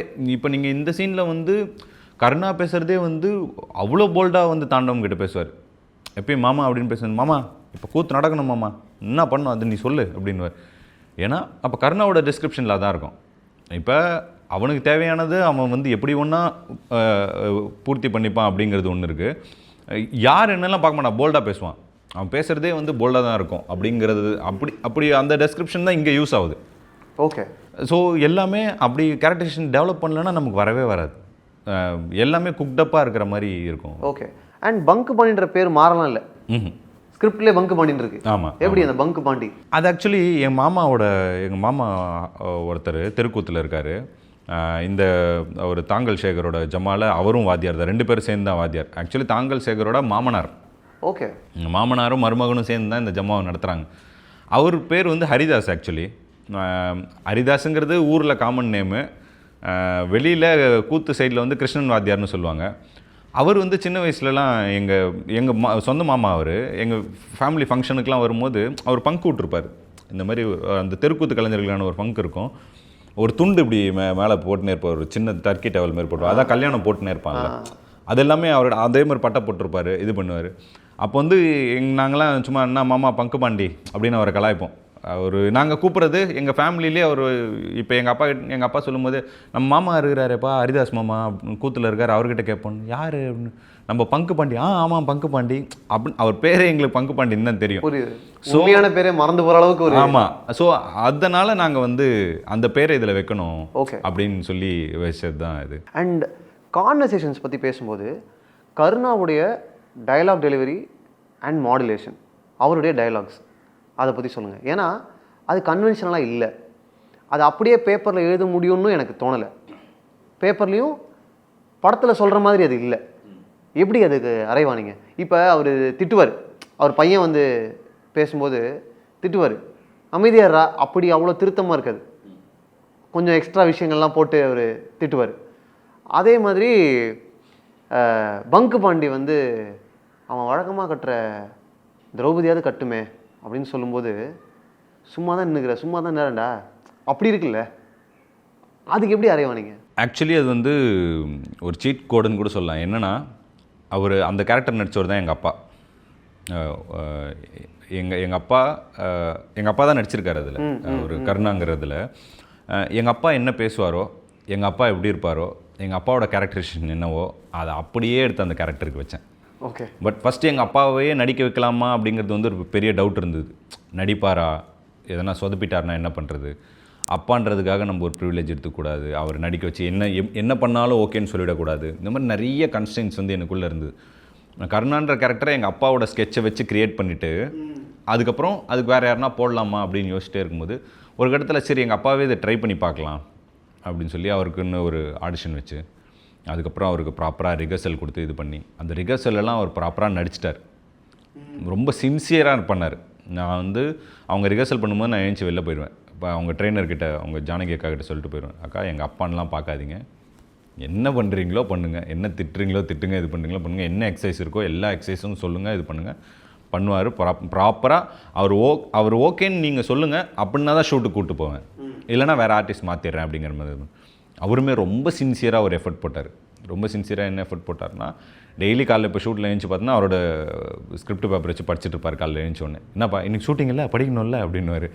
அவருக்கு ஒரு ஸ்டைல் இருக்குது, எங்கள் அப்பாவுக்குன்னு ஒரு ஸ்டைல் இருக்குது. அந்த நான் வந்து மெயினாகவே என்ன பண்ணுறேன்னா எல்லா நடிகர்களோட ஸ்டைலை தான் எக்ஸ்ட்ராக்ட் பண்ண ட்ரை பண்ணுறேன். இப்போ பங்கு பாண்டியை வந்து இப்படி நடி அப்படி நடின்னு சொல்லவே மாட்டேன். இப்போ பெருமாளை இப்படி நடி அப்படி நடின்னு சொன்னவே இல்லை. தாண்டவமும் இப்படி நடி அப்படி நடின்னு சொல்லவே மாட்டோம். எல்லாருக்குமே உங்களோட ஸ்டைலை எக்ஸ்ட்ராக்ட் பண்ணுங்கள். இது என் டைலாகு, இது உங்கள் ஸ்டைலில் எப்படி சொல்லுவீங்க? ஓகே. இப்போ கருணா கேரக்டருக்கு நீங்கள் வச்சிருந்த டைலாக் என்ன, அது என்னவா மாறிச்சு இந்த இடத்துல? சும்மா தான் நின்றுக்கிற, சும்மா தான் நில்லண்டா. நான் ஆக்சுவலி அந்த நேரத்தில் என்ன சொன்னேன்னா, அட சும்மாறா அப்படின்னு சொல்லணும். இல்லை இது நீ உன் ஸ்டைல் எப்படிப்பா சொல்லுப்பா அப்படின்னு சொன்னேன். என்னப்பா அவனை சொல்லுவேன். அப்போ அவர் தான் டக்குன்னு சொன்னார், அப்படியே சும்மா நின்று கடன்டா, எதனா ஒன்று கடை ஒன்று பேசினேன், மாமா நீ இருமா ரெடி பண்ணுற மாமா, நீ வா மாமா அப்படின்னு. அது டக்குன்னு அவருக்கு ஃப்ளோவில் வர்றது. அவர் எங்கள் அப்பா வந்து ரொம்ப ஃபன்னியான ஒரு பர்சன், ரொம்ப ஜாலியான ஒரு பர்சன், ரொம்ப ஜோவியலாக இந்த மாதிரி வேர்ட் பிளேலாம் சூப்பராக இருக்கும். அவர்கிட்ட டிஃப்ரெண்ட்டாக பண்ணுவார். அவர் கோவப்படும் போது கண்ணு முடின்னு கோவப்படுவார், போடா போடா அப்படின்னுவார். இதெல்லாமே படத்தில் இருக்கும். நீ என்னவா இருக்கியோ அப்படியே இரு, நான் எதுவுமே சொல்ல மாட்டேன். அவருக்கு பேசிக்காக இப்படி யாருன்னா எதனா பேசினாங்கன்னா இப்படி கை இப்படி நிறுத்துவார். நீங்கள் படத்தில் நோட் பண்ணி பாருங்கள், நிறைய இடத்துல யாருன்னா தாண்டவம் எடுத்து பேசுகிற மாதிரி வாத்தியாரே இப்போ நீ விடு வாத்தியாரே அப்படின்னு பங்கு பாண்டி சொன்னால் டக்குன்னு கை இப்படி போயிடும் அவருக்கு. யாருன்னா எதனா எடுத்து பேசுனா கை இப்படி போயிடும். அதை நாங்கள் தடுக்கவே இல்லை. அப்புறமா நாங்கள் அதை பார்க்கும்போது ஓவராலாக அதை கன்சிஸ்டண்ட்டாக வந்து மெயின்டைன் ஆகிருக்கு. படம் ஃபுல்லாக மெயின்டைன் ஆகிருக்கும். நிறைய இடங்களில் யார் தாண்டவம் எடுத்து பேசினாலும் அவங்கள இப்படி கை போட்டு தடுத்துருவார். அவர்கிட்டே போட மாட்டேன். அந்த ஒரு கேரக்டர் அது ஒரு இதுவாக ஆட் ஆயிடுச்சு. இதெல்லாம் எப்போ வந்து நடக்குதுன்னா அவங்கள ஃப்ரீ ஃப்ளோவாக விடும்போது. எந்த ஒரு கேரக்டரையுமே நான் ரெஸ்ட்ரிக்ட் பண்ணவே இல்லை. நான் வந்து ஒரு கேரக்டரைசேஷன் க்ரியேட் பண்ணி ஒரு விஷயத்த பண்ணிட்டோம். அந்த கேரக்டரைசேஷன்லேருந்து யாருன்னா மீறினாங்கன்னா அவங்கள பிடிச்சி கூப்பிட்டு வந்து இந்த வட்டத்துக்குள்ளே வைப்போமே தவிர, ஆனால் ஒரு பெரிய வட்டம் போட்டு இதுக்குள்ளே நீங்கள் என்ன வேணால் ஃப்ரீயாக பண்ணுங்கள், உங்களுக்கு நான் எந்த ரெஸ்ட்ரிக்ஷனும் வைக்கல, நீங்கள் எப்படி வேணால் இதை பெர்ஃபார்ம் பண்ணலாம், என்ன வேணால் நீங்கள் எடுத்துக்கலாம், இங்கேருந்து இந்த ப்ராப்ஷன் அந்த மாதிரி. இன்னொன்று, கேமரா ரெஸ்ட்ரிக்டடான மூமெண்ட்ஸ் வந்து எந்த ஆர்டிஸ்ட்டுக்கும் கொடுக்க மாட்டேன். இப்போ நான் ஷார்ட் வச்சுட்டு இவ்வளோதாங்க ஷார்ட்டு, இதில் மூவ் பண்ணி நீங்கள் நடிச்சுக்கோங்கன்னு சொல்லவே மாட்டேன். ஃபஸ்ட்டு ஷார்ட்டு எங்களுக்கு எப்பயுமே வைடு தான். என்னோட இதில் வந்து எந்த சீனாக இருந்தாலுமே ஃபஸ்ட்டு வைடு மாஸ்டர். அந்த மாஸ்டர் ஏன் அந்த மாஸ்டர் எடுக்கிறேன்னா, அப்போ அந்த கேரக்டர்ஸ் வந்து டிசைட் பண்ணிக்கிறாங்க, நான் உள்ளே எப்படி மூவ் ஆக போகிறேன், என்ன பண்ண போகிறேன். அந்த ஒரு ட்ராமாவை தான் க்ரியேட் பண்ணுவேன். இந்த சீனுக்கான ஒரு ட்ராமாவை க்ரியேட் பண்ணிவிட்டு அதுக்கப்புறம் ஓகே இதான் நடக்குதா, இப்போ இதை நான் கிட்ட எடுத்துன்னு போய் கேமராவில் படம் பிடிச்சிக்கிறேங்கிறது தான். நான் க்ளோஸ்அப் வச்சுட்டு நடிக்க வைக்கிறேன்றது இல்லை, அதை போயிட்டு நான் படம் பிடிச்சிக்கிறேன். ஓகே, அப்போ தான் நீங்களுமே டிசைட் பண்ணுறீங்க. ஆமாம். இப்போ நாங்கள் டிஓபிக்கிட்டையும் போயிட்டு நம்ம இப்படி இதுதான் ஷார்ட், இப்போ எனக்கு இப்படி வேணும், இதுக்கு ப்ரிசைஸாக வேணும்னா சொல்லிவிடுவேன். இல்லை எனக்கு ப்ரிசைஸாக வேணாம், எனக்கு இந்த ட்ராமா வேணும்னா அவங்ககிட்ட நீங்கள் கேப்சர் பண்ணுங்கள், இந்த ட்ராமாவை எப்படி கேப்சர் பண்ணுவீங்க. கேமராவை ஒரு ஒரு ஒரு பர்சனாக உள்ளே இருக்கணும் அப்படின்றது தான் அதுதான் தாட். ஓகே, இப்போ எனக்கு ஒரு டவுட் வருது. எனக்கு இந்த சீன் பேப்பர் படித்த பிறகு ரொம்ப பிடிச்ச சில எலிமெண்ட்ஸில் என்னென்னா, நீங்கள் கேமராவுக்கும் இதில் கியூ எழுதியிருக்கீங்க. சில இடங்களில் கல்யாணம் இடிந்து போய் பார்க்கிறான், கேமரா சார்ஜின், லேசாக அவன் கண்களில் கண்ணீர் வருகிறது, அவன் கையில் வைத்திருக்கும் அர்ஜுனன் கிரீடத்தை கீழே போடுகிறான், அதில் அவன் கண்ணீர் துளிகள் சொட்டுகிறது. இப்போது கல்யாணம் இடிந்து போய் பார்க்கிறான், கேமரா சார்ஜின், இது படத்துலையும் இருக்குது. இந்த இடத்துல உங்களுக்கு வந்து கேமரா சார்ஜின் ஆகணும்னு எப்போது டிசைட் பண்ணுறீங்க? இப்போ அதான் நான் சொன்ன மாதிரி ஒரு சில இடங்களில் ப்ரிசைஸாக முடிவு பண்ணிவிடுவேன், இந்த ஷார்ட்ஸ் இப்படி தான் வேணும் அப்படிங்கிறது. இன்னொன்று வந்து நம்ம படிப்போம் இல்லைங்களா, ஒரு தியரட்டிக்கலாக படிப்போம் இல்லைங்களா, ஷார்ட் கிராமர் அப்படின்னு சொல்லிட்டு ஒரு சில விஷயங்களை வந்து படிப்போம். இப்போ ஏன் வந்து சார்ஜின் வைக்கிறாங்க, ஏன் சார்ஜ் அப்படின்னு, ஏன் ஒய்டு, ஏன் இதை ஃபுல்லாக நம்மளால் இம்ப்ளிமெண்ட் பண்ண முடியுமானா முடியாது. இன்னும் நம்ம அதில் இப்போ மணிரத்னம் சார் அப்படி பண்ணுறாரு அப்படின்னு சொல்லி பல இடங்களில் நிறைய பேர் சொல்லுவாங்க.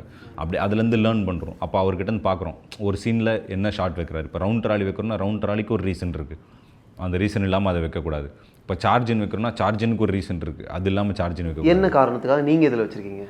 இப்போ அந்த சார்ஜினுங்கிறது என்னென்னா, மெயினாக வந்து ஒரு விஷயம் என்னென்னா, சுற்றி இருக்கிற எல்லா விஷயத்தையும் தாண்டி இவனை கொஞ்சம் ஒரு நிமிஷம் பாருங்கள், இவனோட விஷயத்தை தான் இப்போ நீங்கள் கவனிக்க போகிறீங்க, இவனோட சோகத்தை மட்டும்தான் நம்ம இப்போ இது பண்ண போகிறோம், இவங்ககிட்ட மட்டும்தான் பங்கேற்க போகிறோம் அப்படிங்கிறது தான் கேமரா. அப்போது திரௌபதி கூட அவன் கட்டக்கூடாது, குந்தி கட்டட்டும் அப்படின்னு அவர் சொல்கிறாரு, அதுக்கு இவன் என்ன ரியாக்ட் பண்ணுறத மட்டும் நமக்கு பார்க்க போகிறோம். ஆமாம். இப்போ கிட்டத்தட்ட இப்போ அந்த இடத்துல எனக்கு யாரோட எதுவுமே தேவை கிடையாது. இப்படி இவ்வளோவா இருந்தது வந்து இப்போ இதுக்குள்ளே சுருக்கி நான் இவனை மட்டும் காட்ட போகிறேங்கிறது தான் அந்த சார்ஜினாக நான் பார்க்குறேன். அதனால தான் நான் அந்த இடத்துல அப்படி வைக்கிறேன், எனக்கு வேறு யாரும் வேணாம் அப்படின்னு. அந்த சார்ஜின் பண்ணும்போதே நிறையா ஷார்ட்ஸில் வந்து அதான் சொல்லுவாங்க, இப்போ ஒருத்தர் கவனிக்க வைக்கணும்னா நீங்கள் சார்ஜின் அவன் மேலே ஃபுல் கவனத்தையும் இது பண்ணுங்கள், இப்போ இவன் என்ன பண்ண போகிறான் அப்படிங்கிறது தான் அந்த சீனோட இது. இப்போ இவன் அர்ஜுனன்னு நினச்சான், அர்ஜுனன் இல்லை, அட்லீஸ்ட் திரௌபதியும் இல்லை, குந்தி, இப்போ நீ என்னடா பண்ண போகிற அப்படிங்கிறது ஒன்று இருக்குல்ல, அதுதான் இப்போ எல்லா பிரச்சனையும் இவனை நோக்கி வருது. அதுக்கு அந்த இதுக்கு சார்ஜின். இப்போ எல்லாமே அவனை விட்டு விலகுதுன்னா நம்ம அந்த சார்ஜ் அவுட் பண்ணோம் அப்படின்னு சொல்லுவாங்க. இப்போ பிரச்சனை வந்து பயங்கரமாக பில்ட் ஆகிருச்சு, ஒன்றுமே பண்ண முடியாது, என்னடா இப்படி ஒரு பயங்கர கேஆஸ்குள்ளே மாட்டிக்கிட்டோம்னா வெர்டிகோ ஷாட்டு. இப்போ இந்த மாதிரி ஒரு சில விஷயங்கள் இருக்கு இல்லைங்களா, இதை வந்து படிக்கும்போது சரி இது என்ன எங்கெங்கெல்லாம் நம்மளால் இப்போ இந்த ஃபஸ்ட் படத்தில் இம்ப்ளிமெண்ட் பண்ண முடியும், ஃபுல்லாத்தையும் உட்காந்து நான் பண்ண முடியாது. கரெக்ட். அந்த கவனமும் நமக்கு இருக்காது, இன்னும் நம்ம அந்த அளவுக்கு அது வரல, டைம் கன்ஸ்ட்ரெயின் வந்து நமக்கு இருக்கிறதுனால எது எதெல்லாம் பண்ண முடியும் பேப்பரில் அப்படிங்கிறத வந்து முடிவு பண்ணி எழுதுனது தான் அது. நீங்கள் எழுதின பல எலிமெண்ட்ஸை நீங்கள் அப்படியே எக்ஸிக்யூட் பண்ணிட்டீங்க. அஃப்கோர்ஸ் நல்ல நல்ல இம்ப்ரூவ்மெண்ட்ஸ் இருக்குது. பட் நான் படம் பார்க்கும்போது அந்த அவன் கையில் ஹோல்டு பண்ணி வச்சுருந்த அர்ஜுனன் கிரீடம் கீழே விழுறதுக்கு நீங்கள் ஒரு ஷாட் வச்சுருக்கீங்க. அது பேப்பர்லேயே இருக்குது. அது விழணும், நீங்கள் அது நல்லா இருக்குங்க. அது இப்போ கிட்டத்தட்ட அது எப்படின்னா, ஒரு சீனை வந்து ஒரு படம் மாதிரி தான் அணுகணும் அப்படின்னு சொல்லுவாங்க ரைட்டிங்கில். அதை தான் ஃபாலோ பண்ண ட்ரை பண்ணுறோம். அதாவது அதுக்கு ஒரு ஸ்டார்ட் இருக்கணும், ஒரு மிட் இருக்கணும், ஒரு எண்ட் இருக்கணும். ஒரு சீனுக்கு ஒரு நல்ல சீன்னா அப்படி தான் பில்ட் ஆகணும் அப்படின்னு சொல்லுவாங்க. கிட்டத்தட்ட இந்த சீனோட ஸ்டார்டிங் வந்து அவன் அந்த அர்ஜுனன் கிரீடத்தை எடுத்து அவன் தலையில் வச்சு அழகு பார்க்குறது தான். இதை தான் நம்ம கட்ட போகிறோம், அட்லாஸ்ட் இது நம்ம தலைக்கு வந்து வந்துருச்சு, இவ்வளோ நாள் அதை பற்றி யோசிச்சிருப்போம், இது பண்ணியிருப்போம். நம்ம அம்மாவோட ஆசை அதானே, நம்ம அப்பாவோட ஆசையாகவும் அதானே இருந்துச்சு. நான் அவங்க அப்பா குளிச்சுட்டு பேசும்போது கூட சொல்லுவார், நீ அர்ஜுனன் கட்டுறா, சந்திரகுல அர்ஜுனராஜன் வந்தேன் அப்படின்னு குடிச்சிட்டு வளருவார். ஸோ இது நமக்கு கிடச்சிருச்சு அப்படிங்கிற ஒரு சந்தோஷத்தோடு அதை கையில் வச்சுட்டு இருந்திருக்குல்ல, அந்த சீன் ஃபுல்லாகவே அதை கையில் ஹோல்ட் பண்ணிட்டே இருப்பான். அவ்வளோதான், இதுக்கு மேலே இது யூஸ்லெஸ், இது நமக்கு தேவைப்படாதில்ல, அவ்வளோதான், இல்லை இது நமக்கு கிடைக்காதில்லன்னு அப்படி போட்டது. இப்படி தான் வந்து அதை சீனை வந்து இப்படி ஆரம்பித்து இப்படி முடிக்கணும் அப்படிங்கிறது. அது ஆக்சுவலி அந்த கிரீடத்துலேருந்து அந்த ஷார்ட்டே அந்த இதுவே ஆரம்பிக்கும், சீனே ஆரம்பிக்கிறதே கிரீடத்துலேருந்து தான். கிரீடத்துலேருந்து அப்படியே இப்படி புல்பேக் ஆகி வரும்போது இவன் கல்யாணம் உள்ள என்ட்ரி வந்து அந்த கிரீடத்தை எடுத்து இப்படி தலையில் வச்சு பார்ப்பான் அப்படிங்கிறது தான். அதில் ஆரம்பித்த சீன் இதில் முடியணும் அப்படி யோசிச்சது தான் இந்த ஷார்ட்டு, கிரீடத்துக்கான ஷார்ட். ஆமாம், கிரீடத்துக்கான ஷார்ட். இதை நீங்கள் மிஸ் பண்ணாமல் எடுத்துட்டீங்க. ஆமாம், சூப்பர். ஏன்னா உங்களுக்கு அதனுடைய இம்பார்ட்டன்ஸ் உங்களுக்கு தெரிஞ்சிருக்கு. பட் அதே லைனில், அதே டிஸ்கிரிப்ஷனில் அவனுடைய கண்ணீர் துளிகள் அந்த கிரீடம் மேலே விழுறது நம்ம கேப்சர் பண்ண போகிறோன்றதையும் நீங்கள் ஸ்கிரிப்டில் எழுதியிருக்கீங்க. அது ஆனால் நீங்கள் கேப்சர் பண்ணல. அதுக்கான காரணம் என்ன? அந்த எழுதும்போது நம்ம நிறையா வந்து நாவல் வடிவத்தில் ஒரு புத்தகம் எழுதுகிற மாதிரி எழுதிடுவோம். இப்போ இதை படிக்கிறவங்களுக்கும் வந்து அதோட எமோஷன்ஸ் வந்து கடத்திடணும் அப்படிங்கிறது தான். படிக்கும் போதே அந்த எமோஷனை வந்து கடத்திடணும், அந்தளவுக்கு அது ஒரு சோகமான விஷயம் அப்படின்னு. பட் ஆனால் இப்போ ட்ராமாவை க்ரியேட் ஆகும்போது என்னவாக இருக்குன்னா, இதுக்கு முன்னாடியே பெரிய ட்ராமா க்ரியேட் ஆயிடுச்சு. தாண்டவம் வந்து இவனை அடிக்கும் போதும் சரி, அதுக்கடுத்து இந்த வேஷம் வேணான்னு சொல்லும்போது நடிப்புலேயே ஒரு பெரிய இன்டென்சிட்டி க்ரியேட் ஆகி இதாகிடுச்சு. அதுக்கு மேலே அதுக்கு அங்கே நேரம் வந்து இல்லை. இப்போ நீங்கள் கிரீடத்துக்கு ஷார்ட் வச்சு 2 சொட்டு இது பண்ணிங்கனாலும் அது வந்து அந்த லைட்டிங்கில் தெரியுமா அப்படிங்கிறதும் தெரியல. நம்ம ஒரு மாதிரி டிஓபி எப்படின்னா அந்த சீனுக்கு வந்து அழகாக ஒரு டல் லைட்டிங் கொண்டு வந்தார், ஒரு சூப்பரான ஒரு லைட்டிங். அது ஃபுல் லிட்டாக இல்லாமல் ஒரு ஆஃப் லிட்டான சூப்பரான ஒரு லைட்டிங் ஒன்று இருந்தது. அந்த லைட்டிங்கில் அந்த ஷார்ட்டை வந்து அது பண்ணால் ரொம்ப இதுவாக இருக்கும். அதுக்கு மேலே அது டைம் இல்லை எனக்கு தெரியும். இப்போ எடிட்டாக தெரியும் இது இவ்வளோ தான் அது வைக்க முடியும், அது முடித்தோடனே நம்ம அடுத்த ஷார்ட்டுக்கு நான் ஜம்ப் பண்ண போகிறேன், அதுக்கடுத்து ஃபாஸ்ட் பேஸ்ட்டாக போகுது, டக்குன்னு வேஷம் போடுறது இந்த மாதிரி விஷயங்கள் போகுதுன்றது வந்து என் மைண்டில் இருக்குது. அப்போ அதுக்கு மேலே அந்த ஷார்ட்டை வந்து ப்ரொலாங் பண்ணி அதுக்கு இது பண்ணுறதுன்றதே டைம் வேஸ்ட்டு. இதுக்கு முன்னாடி இவன் அழுவுறதுலேருந்தே வந்து அந்த ட்ராமா ஆல்மோஸ்ட் கம்ப்ளீட் ஆயிடுச்சு. அது வந்து இந்த ஒரு ஷார்ட் தான். ஸோ அதனால் அது தேவைப்படலை அப்படிங்கிறது தான். லைட்டிங் பற்றி சொன்னீங்கல்ல, ஆக்சுவலாக இந்த சீனுக்கான டென்ஷனில் ரொம்ப முக்கியமான கான்ட்ரிபியூஷன் 2. ஒன்று லைட்டிங், இன்னொன்று மியூசிக். 2த்தை பற்றியும் பேசுவோம். இப்போ கோபாலன் அவர் தான் எங்கள் கேமராமேன் டிஓபி. அவர் வந்து அவரோட ஜேர்னி பயங்கரமான ஒரு ஜேர்னி. ஒரு லைட்மேனாக ஆரம்பித்து அதுக்கப்புறம் அப்படியே கேஃபர் ஆகி அதுக்கப்புறம் இந்த படம் வந்து டிஓபியாக பண்ணியிருக்காரு. கிட்டத்தட்ட ஒரு 20 வருஷ பயணம் சினிமாக்குள்ள அவருக்கு. அவரோட யூஎஸ்பியே என்னென்னா, ஏன்னா நான் அசிஸ்டன்ட் டைரக்டராக ஒர்க் பண்ண படத்தில் அவர் தான் கேஃபர். ஒரு படம் நடித்தேன், ஒரு படம் அசிஸ்டன்ட் டைரக்டர் ஒர்க் பண்ண, 2 படத்துலையுமே அவர் ஒர்க் பண்ணியிருக்காரு. அவரோட ஒர்க்கை வந்து நான் பார்த்துருக்கேன், பயங்கரமாக இருக்கும். ஸ்பீடு டக்கு துடிப்பு தான். ஆமாம், டக்குன்னு இப்போ லைட் வைங்கன்னா, இப்போ டிஓபி சொல்லிட்டாங்கன்னா இங்கே வைங்கன்னா ஒரு 5 நிமிஷம் அப்படின்னு டக்குன்னு. இன்னொன்று அவர்கிட்ட என்ன, அவராக இறங்கி வேலை பார்ப்பார், போயிட்டு வேலை வாங்குகிற ஆள் கிடையாது, அவராக இறங்கி பண்ணுறாள். இந்த படத்துக்கு அவர் வரணும் போது எனக்கு வந்து மெயினான நமக்கு ஃபஸ்ட்டு படம்னால என்ன கன்ஸ்ட்ரெயின்ட் இருக்குன்னா, வேகமாக பண்ணணும் அப்படிங்கிற கன்ஸ்ட்ரெயின்ட் தான். சீக்கிரமாக எடுத்து முடிங்க படத்தை, ரொம்ப டைம் நமக்கு கொடுக்க மாட்டாங்க, எடுக்கவும் கூடாது அப்படிங்கிறதுல ஒன்று. ஏன்னா நான் மேபி இன்னொரு ஹீரோ வச்சு பண்ணியிருந்தேன், ஒரு மார்க்கெட் இருக்க ஒரு பிஸ்னஸ் இருக்க ஹீரோ வச்சு பண்ணியிருந்தேன், கண்டிப்பாக நான் ரிலாக்ஸாக படம் பண்ணியிருப்பேன். ஏன்னா அது ஏன்னா என்ன ஒரு 4 நாள் 5 நாள் போதா அவங்க பிஸ்னஸில் அது சரியாயிடும். ஆனால் நான் என்ன இதில் இருக்குன்னா நம்ம தான் லீடாக பண்ணுறோம். நம்ம அப்போ எவ்வளோக்கு எவ்வளோ கம்மி பண்ண முடியுமோ, எவ்வளோக்கு எவ்வளோ குறைக்க முடியுமோ அந்த எத்திக்ஸை நம்ம மெயின்டைன் பண்ணணும்னு நான் யோசிச்சுட்டே இருந்தேன். அப்போ எனக்கு ஒரு சரியான டிஓபியாக வந்து கோபாலன் தான் எனக்கு தெரிஞ்சார். ஏன்னா அவர்கிட்ட ஒரு ஸ்பீட் இருக்குது, நிறைய ஷார்ட்ஸ் எடுக்க முடியும். நான் நிறைய ஷார்ட் எடுக்கிற ஆள், நான் நிறைய ஷார்ட் இருக்கணும், இது பண்ணணும், எடிட் டேபிளில் பார்த்துக்கலாம், பட் ஆனால் ஷார்ட்ஸ் இருக்கணும் அப்படின்னு நினைக்கிற ஆள். இது எல்லாத்துக்கும் வந்து அவர் கரெக்டாக இருப்பார் அப்படின்னு. இப்போ இந்த லைட்டிங் கூட, ஏன்னா லைட்டிங்கில் அவர் ரொம்ப ஸ்ட்ராங்கு, அவரோட மெயின் இதுவே லைட்டிங் தான். ஸோ இந்த சீன் சொல்லும் போதே அவ்வளோ பழகிட்டாங்க அவங்க, 20 வருஷமாக சினிமாவில் ஒர்க் பண்ணி. இப்போ இந்த மாதிரி ஒரு இன்டென்ஸான சீன்னா இதுக்கு எப்படி லைட் பண்ணணும்? நீங்கள் அவர்கிட்ட என்ன சொன்னீங்க? இப்போ இதுதான் சொல்லலாம். ஆனால் இப்போ இந்த சீனை கம்ப்ளீட்டாக நம்ம எக்ஸ்பிளைன் பண்ணிவிடுவோம். ஆனால் இதான சீனு, இப்போ அவங்க வந்தாங்க, இது பண்ணாங்க, இந்த கிரீடத்துக்காக என்னது வேறு வேஷம் போடணும் அப்படின்னு சொன்னாங்க, இது பண்ணாங்க அப்படின்றத விட இதுதான் அவர்கிட்ட சொன்னது. மெயினாக அவருக்கு வந்து இந்த மோர் தென் சீனு இதை விட நீங்கள் ஒரு செட்டப் நீங்கள் சொல்கிறீங்கன்னா இந்த செட்டப்பை எப்படி லிட் பண்ணலாம் அப்படின்னு யோசிப்பாங்க. செட்டப்னா என்ன? அவங்க ஆக்சுவலி அவங்க ரொம்ப ஒரு மெஷின் மாதிரி ஒர்க் பண்ணுற ஸ்டேஜுக்கு போயிட்டாங்க. எப்படி சொல்கிறீங்கன்னா, இப்போ நீங்கள் இன்டோர் இந்த மாதிரி ஒரு ஒரு ஒரு ஒரு டஃப்பான ஒரு சீனு, எப்படி சொல்கிறது, ஒரு இன்டென்ஸான ஒரு ட்ராமா, 2 பேருக்குள்ள ஒரு பிரச்சனை இருக்குன்னா இதுக்கு என்ன லைட் பண்ணணும்னு கண்ணை முடின்னு பண்ணுவாங்க. ஓகே, அவங்க அந்தளவுக்கு அவங்க இது வெல் ப்ரோக்ராம்டு. இப்போ நீங்கள் அப்படியே டக்குன்னு அப்படியே வெளில கட் பண்ணது. இப்போ தெருக்கூத்து ஒரு திருவிழா செட்டப்னா அவங்களுக்கு டக்குன்னு தெரியும். இப்போ திருவிழா செட்டப் என்ன, இங்கே ஒன்று போட, இது ஒன்று போட, இது ஒன்று போட, அப்படி ஆகிடுவாங்க அவங்க. நீங்கள் அவங்க யோசிக்கிற, இப்போ யோசிச்சு இதுக்கு இப்படி பண்ண போகிறோம் அப்படிலாம் கிடையவே கிடையாது. அவங்க இது வரைக்கும் அதை வந்து ஒரு 10,000 முறை பண்ணியிருப்பாங்க. இந்த மாதிரி ஒரு இண்டோரை லைட் பண்ணியிருப்பாங்க. 20 வருஷமாக ஒர்க் பண்ணுறாங்க இல்லைங்களா. அதனால் வந்து அதெல்லாமே எனக்கு பெரிய அட்வான்டேஜ். இப்போ இந்த சீனுக்கு ஒரு தீப்பந்தம் போதும் வாப்பா அப்படின்ட்டு டக்குன்னு தீப்பந்தத்தை வச்சு எடுத்துருவார். எவ்வளோக்கு எவ்வளோ அதை ஃபாஸ்ட்டாக பண்ண முடியுமோ அவ்வளோக்கு எவ்வளோ ஃபாஸ்ட்டாக வந்து பண்ணிவிடுவார். ஒரு படம் பண்ணுறவங்களுக்கு ஒரு கோபாலன் மாதிரி ஒரு டிஓபிங்கிறது ஒரு பெரிய பிளெஸிங் தான். ஏன்னா அங்கே லைட்டிங்கில் தான் டைம் ஆகும். நிறைய லைட்டிங் ரெடி ஆகிட்டு இருக்கு, ஷார்ட் ரெடி ஆகிட்டு இருக்குன்னு. இங்கெல்லாம் அப்படி கிடையவே கிடையாது. கடன்னு ரெடி ஆகிடும் இந்த சீன். அதெல்லாம் அவங்கக்கிட்ட இன்னும் பெரிய அட்வான்டேஜ் என்னென்னா, நம்ம வர்றதுக்கு முன்னாடியே போய் ஏடிஸ் கிட்ட என்ன சீனுன்னு கேட்டு இது பண்ணி நம்ம வர்றதுக்கு முன்னாடி லைட்டிங்லாம் ரெடியாக வச்சுருவாங்க. நம்ம இந்த லொக்கேஷன் இதுன்னு சொல்லிட்டா போதும், இந்த சீன் சொல்லிட்டா போதும். அதில் நம்ம எதனா கரெக்ஷன்ஸ் என்ன. நீங்கள் சொல்கிறபடி பார்த்தா ஒரு டிரெக்டராக நீங்கள் போயிட்டு இந்த கலர் டோன் வேணும் அவ்வளோ ஸ்பெசிஃபிக்ஸ்குள்ளே போவேணும், அவங்களே முடிச்சிட்டாங்க. ஆமாம், இப்போ அந்த டோனை நாங்கள் நிறைய ஃபிக்ஸ் பண்ணோம். இப்போ வரும்போதே முதல்ல வந்து ஒரு கலர் பேலட் பேசுனது சரி, இந்த படத்தோட டோன் என்னவாக இருக்க போகுது அப்படிங்கிறது அதை காஸ்டியூம்ஸ்லேருந்து முடிவு பண்ணோம். காஸ்டியூம்ஸ் வந்து இவன் கல்யாணத்துக்கு இந்த மாதிரி கலர்ஸ் தான் இருக்கணும், இப்போ கூட இருக்கிறவங்களுக்கு இந்த மாதிரி காஸ்டியூம் இருக்கணும், இந்த மாதிரி இருக்கணும் அப்படின்னு எல்லாமே டிசைட் பண்ணி அதுக்குள்ளே தான் ஃபிக்ஸ் பண்ணுறோம். ஏன்னா அதை மீறக்கூடாது அப்படிங்கிறது, எதுவுமே வந்து தனித்தனியாக தெரியக்கூடாது அப்படிங்கிறது. அதுக்கு வந்து இவரோட எக்ஸ்பீரியன்ஸை ஹெல்ப் பண்ணுது. அது பயங்கரமாக ஹெல்ப் பண்ணுது. என்ன சொல்லணும்னா, அவர்கிட்ட அவ்வளோ டேலண்ட் உள்ளே இருக்குது. பட் அதை வந்து உங்களுக்கு வேர்ட்ஸில் போட தெரியாது.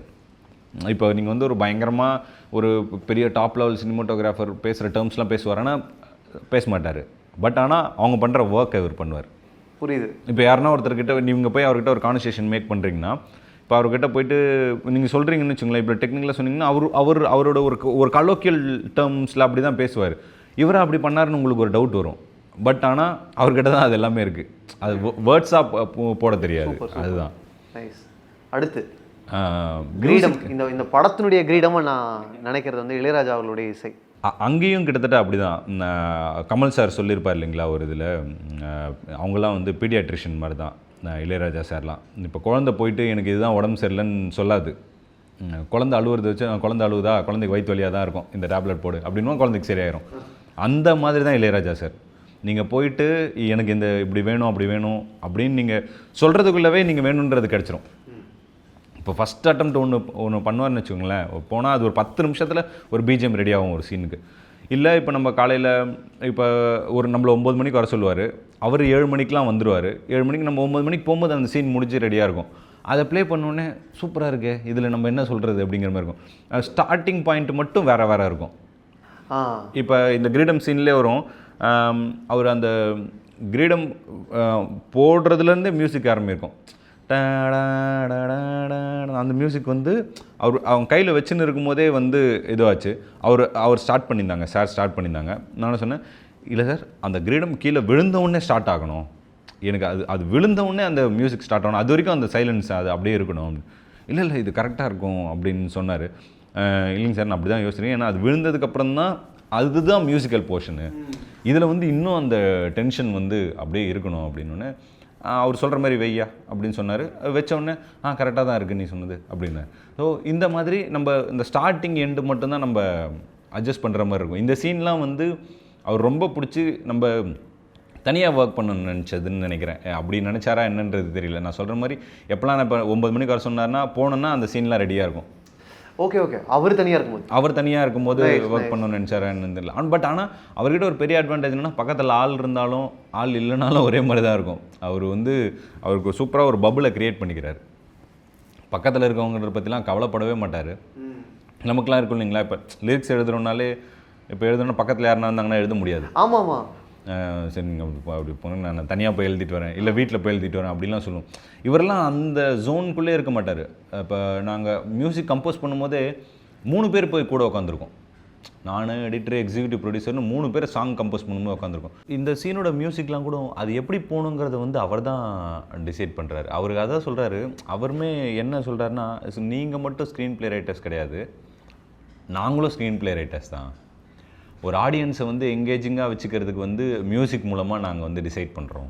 இந்த சீனில் இப்படி இதுக்கு முன்னாடி சீனில் கம்மியாக இருக்கணும், இந்த சீனில் ரைஸ் பண்ணணும், அடுத்த சீனில் குறைக்கணும், இந்த மாதிரி பல விஷயங்களை வந்து நாங்கள் டிசைட் பண்ணுறோம் அப்படின்னு வந்து அவருமே சொன்னார். என்ன கிளாரிட்டிங்க. ஆமாம், அது ஆடியன்ஸை பற்றியே தான் சொல்லிகிட்டே இருப்பார், ஆடியன்ஸை பற்றி தான் பேசிகிட்டே இருப்பார். ஆடியன்ஸ் இந்த சீனில் என்னவா யோசிப்பாங்க. அண்டர்லைனுங்கிற வார்த்தை வந்து எனக்கு அப்போ சூப்பராக சொன்னார். எந்த எமோஷன் அண்டர்லைன் பண்ணி மியூசிக் போடணும் ஒரு சீனுக்கு அப்படின்னு எனக்கு ஒரு சில இடங்களில் சொன்னார் சூப்பராக. நான் ஒரு சில இடங்களில் இது எப்படி மியூசிக் போகலாம் அப்படின்னு சொன்னேன். எதனால் அப்படின்னும் போது, நான் இந்த கேரக்டருக்கு இந்த எமோஷன் யோசிச்சிருக்கேங்க அப்படின்னு. அந்த கேரக்டரை பற்றி யோசிக்காத, இந்த கேரக்டர்ஸ் பற்றி யோசி, இந்த கேரக்டரோட எமோஷன் தான் இந்த சீனில் அண்டர்லைன் பண்ணணும் அப்படின்னு.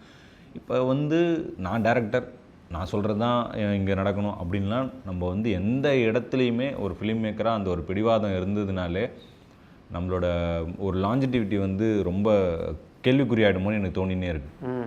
Cinema is a collaborative work. எல்லார்கிட்டேருந்தும் அந்த கொலாபரேஷனை வந்து நம்ம கண்டிப்பாக எடுத்துக்கணும். இப்போ ராஜா சார் மாரி ஒரு லெஜண்ட் சொல்லும் போது கண்டிப்பாக அதில் ஏதோ ஒரு விஷயம் இருக்கும். ஏன்னா நம்ம இப்போ தான் முறையாக ஆடியன்ஸை சந்திக்க போகிறோம். ஒரு டேரக்டராக இது வரைக்கும் பல வாட்டி சந்திச்சிருக்காரு அவர். அப்போ எந்த எமோஷன் அண்டர்லைன் பண்ணால் அதெல்லாம் என்னவா தேட்டரில் ஒர்க் ஆகிருக்குன்றதை பார்த்துருக்காரு.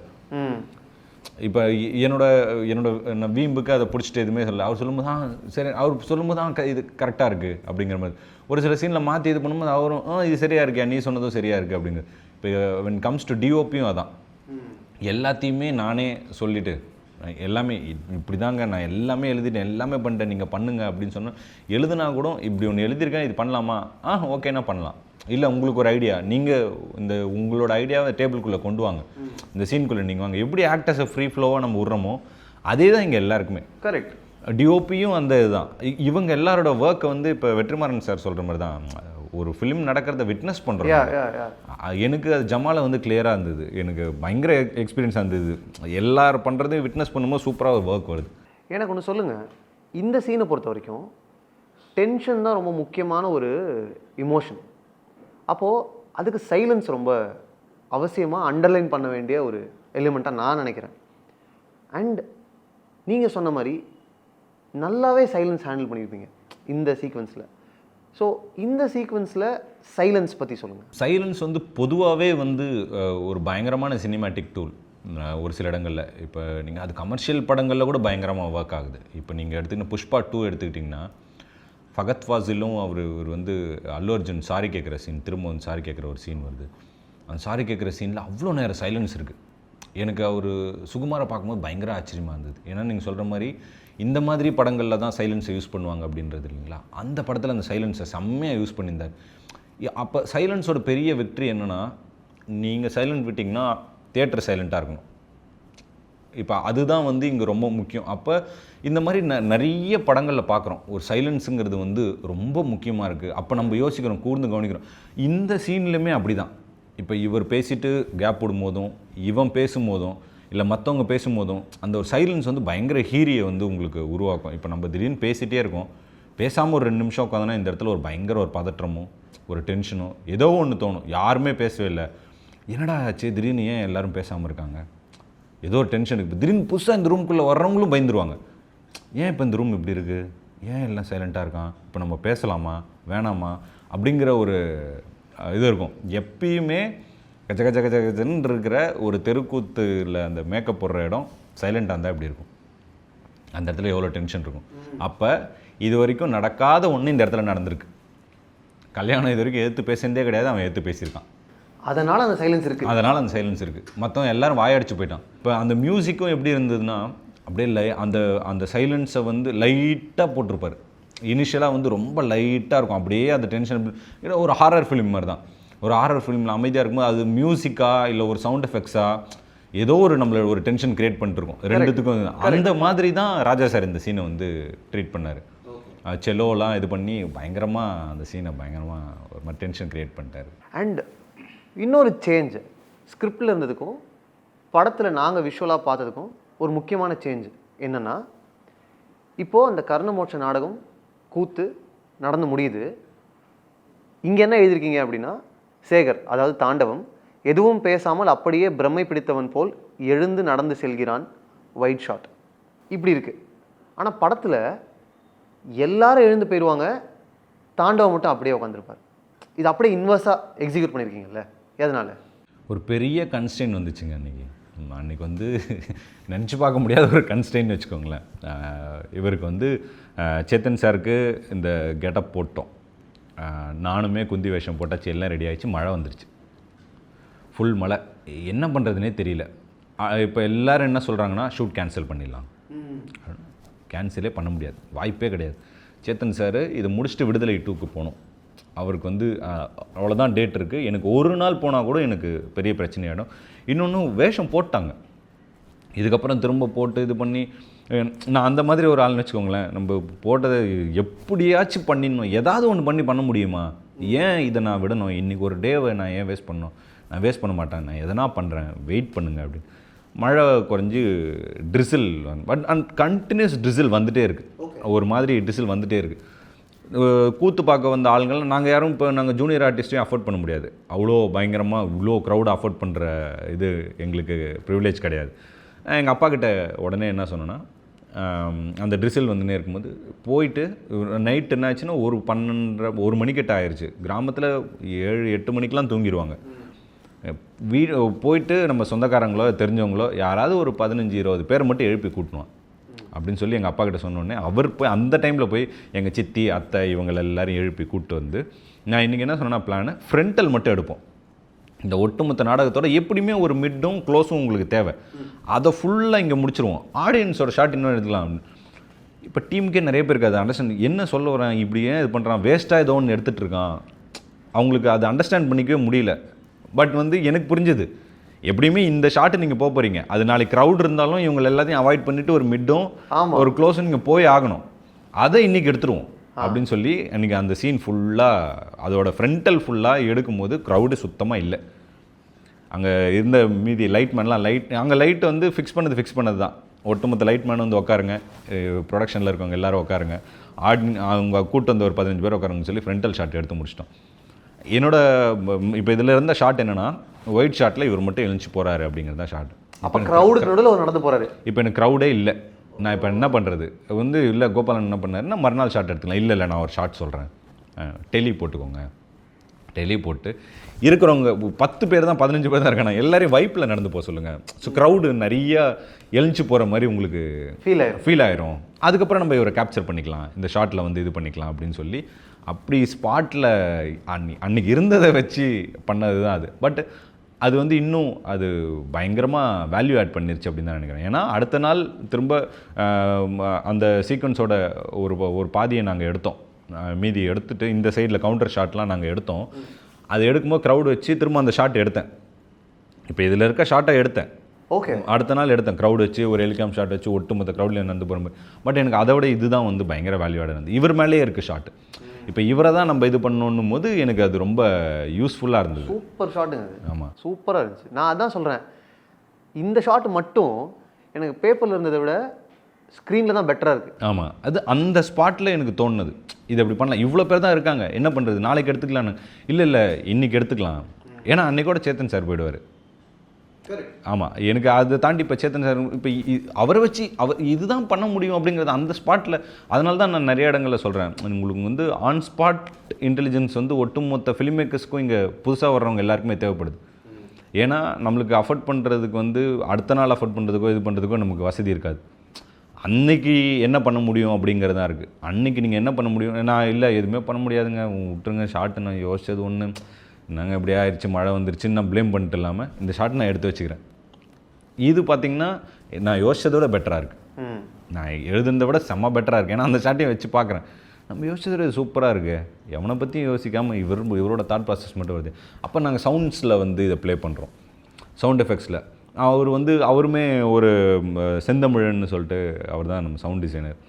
செந்தமிழன் வந்து சொல்கிறார், ப்ரோ இந்த டைமில் இந்த இடத்துல நான் ஒரு ஒர்க் பண்ணுறேன் அப்படின்னு சொல்லி. இளவரசனும் அவரும் சண்டை போட்டப்போ நடந்த சவுண்டோட இது எல்லாமே அவரோட லைஃப்பை ரீவைண்ட் பண்ணுற மாதிரி ஒரு இது வரும்.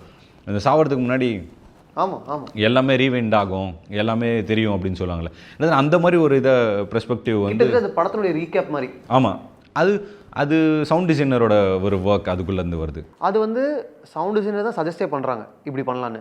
நான் வந்து இது அதில் இந்த சவுண்ட்ஸ் எல்லாம் வருது அப்படிங்கிறது இதில் இருக்கும்னு நினைக்கிறேன். ஒரு சின்ன ஐடியா இருந்தது, பட் ஆனால் என்னென்ன டைலாக்ஸை பிக் பண்ணணும், எதை ப்ளேஸ் பண்ணணுங்கிறது வந்து அவரோட காலாக இருந்தது. ஆமாம், ஸோ அங்கே எல்லாமே அதான் சொல்லணும், எல்லாமே நாங்கள் கொலாபரேட்டிவ் ஒர்க்காக தான் பண்ணுறோம் டீமாக. இப்போ சவுண்ட் டிசைனர்கிட்ட போய் எனக்கு இப்படி தான் வேணும் அப்படின்லாம் இல்லை, இதாங்க சீனு, இப்போ இந்த சீனை நீங்கள் எப்படி என்ஹான்ஸ் பண்ணுவீங்க, சூப்பர், உங்கள் பெர்ஸ்பெக்டிவை உள்ளே கொண்டு வாங்க உள்ள. இப்போ இது மீட்ரு மாறுதுன்னு நான் சொல்லிவிடுவேன், இல்லை இது மீட்ரு இதோ அது தாண்டி நான் சஜஷன் சொல்லவே மாட்டேன்.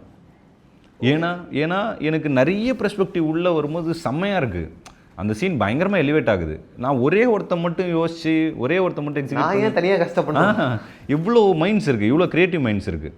இப்போ ஒருத்தவங்க பின்னாடி 10 வருஷம் 15 வருஷம் உழைப்பு இருக்குல்ல. ரைட்டராக டிரெக்டராக உங்களுக்கு இருந்த சேலஞ்சஸ் பற்றியும் இன்ட்ரெஸ்டிங்கான எக்ஸ்பீரியன்ஸஸ் பற்றியும் நம்ம பேசணும் இந்த சீனில்.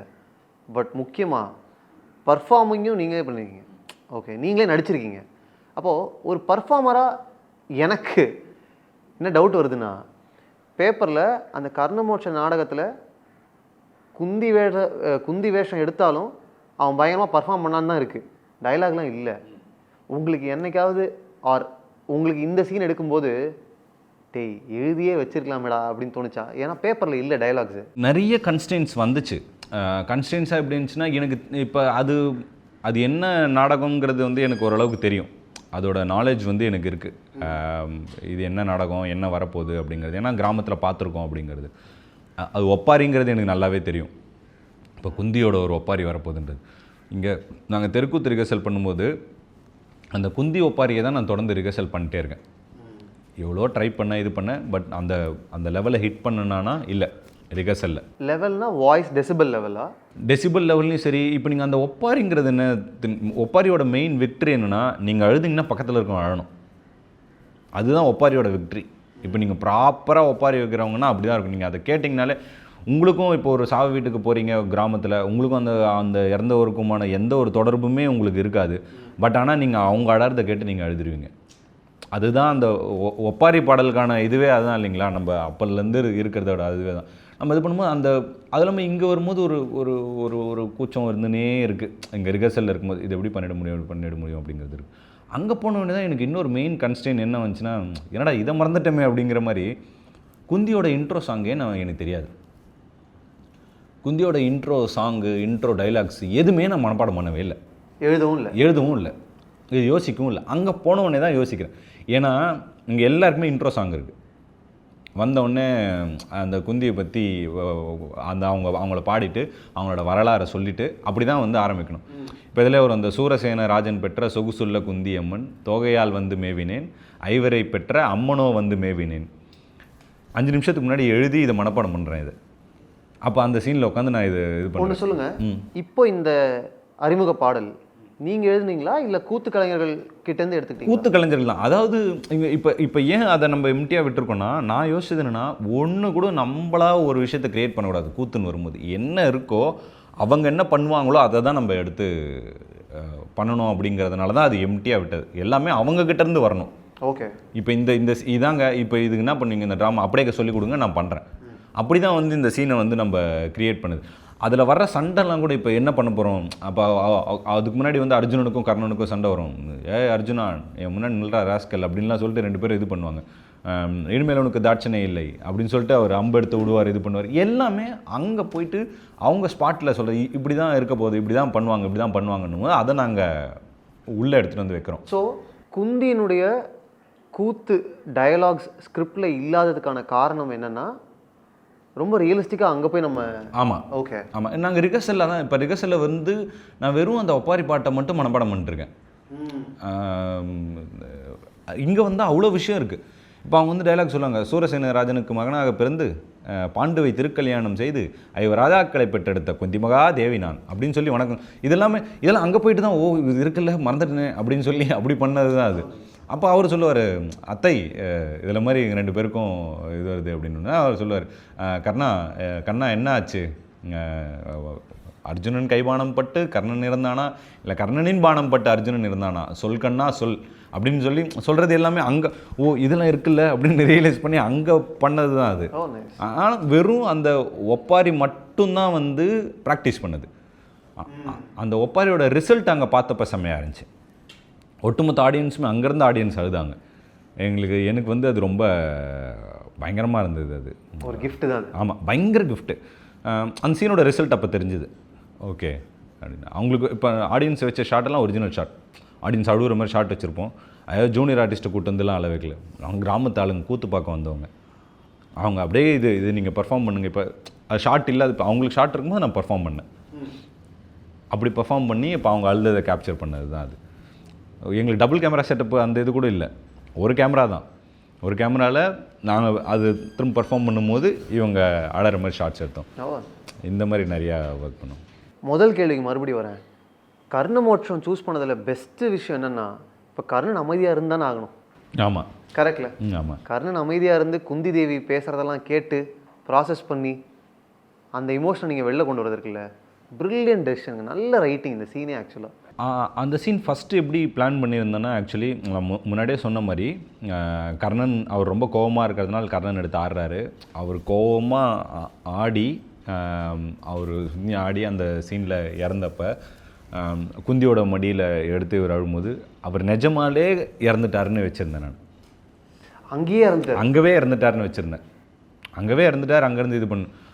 பட் எனக்கு ஒரு சில விஷயங்கள், அந்த ரியலைசேஷன் விஷயங்கள் இதெல்லாமே கொஞ்சம் மிஸ் ஆன மாதிரி இருந்தது. அது எப்படின்னா, அவருக்கு அப்படியே ஒரு எண்டு வந்துருச்சு அப்படிங்கிற மாதிரி இருந்தது. பட் ரியலைசேஷன் பார்ட்டுன்னு ஒன்று மிஸ் ஆனதுனால திரும்ப அந்த சீனை வந்து அங்கே இறக்கலை. இவனோட பர்ஃபார்மன்ஸை பார்த்து அவர் நிகழ்ந்து இந்த விஷயங்கள் நடந்ததுங்கிறத திரும்ப ரீரைட் பண்ணேன். பேக் ஸ்டேஜுக்கு வந்து இவன் காலில் சரணாகதியாக விழுந்து இறந்து போகிறாரு. காலில் விழுன்னு கூட இல்லை. அவர் வந்து ஆக்சுவலி நான் எப்படி யோசிச்சேன்னா, அது ப்ராப்பராக எக்ஸிக்யூட் பண்ண முடியலையா என்னங்கிறது எனக்கு தெரியல. நான் யோசிச்சது என்னென்னா, விழுந்துட்டார், டப்புன்னு விழுந்துருவார், வந்தவர் விழுந்துருவார், டாப் ஆங்கிளில் கட் பண்ணால் இவர் காலில் விழுந்த மாதிரி இருக்கும். ஓகே, அவரோட எண்டு அப்படியே அமைஞ்சிருச்சுன்றது தான். ஸோ இன்டென்ஷன் வந்து காலில் விழுறது இல்லை, காலில் விழுந்தால் தாண்டவம் வந்து தாண்டவமாக இருக்க மாட்டான் அப்படிங்கிறது வந்து எனக்கு ஒன்று தோணுச்சு. ஓகே, அவன் விழுந்தான். அதில் ஸ்கிரிப்டிங்கில் நீங்கள் படிச்சிங்கன்னா கூட அப்படி தான் இருக்கும். அது டாப் ஆங்கிளில் கட் பண்ணும்போது அவன் காலில் விழுந்தது போல் இருக்கிறது. தாண்டவம் அப்படியே நிலை குலைந்து பலத்த சத்தத்துடன் விழுகிறான். நெடுஞ்சான் கிடையாக கல்யாணம் காலில் விழுந்து கிடப்பது போல் இருக்கிறது தான். அவன் காலில் விழலை. ஓகே, அவர் விழுந்தது. அதுவும் இல்லாமல் எங்களுக்கு அதில் ஒரு ரொம்ப பியூட்டியான ஒரு விஷயம் அமைஞ்சது என்னென்னா, அதான் நேச்சுரலாக அமையிறது எல்லாமே பயங்கரமாக அமையும். இளவரசன் தாண்டவமுக்கான சண்டை நடந்த இடம் வந்து அதுதான். அந்த சேம் பிளேஸ், சேம் லொக்கேஷன், அதே இடத்துல தாண்டவம் வந்து சாவார். எங்கே வந்து இளவரசனை துரத்துனாரோ அதே இடத்துல வந்து தாண்டவமோட எண்டு வந்து கிடைக்கும். பட் ஏன்னா அந்த இளவரசன் தாண்டவம் சீன் வந்து நாங்கள் அங்கே பிளான் பண்ணல.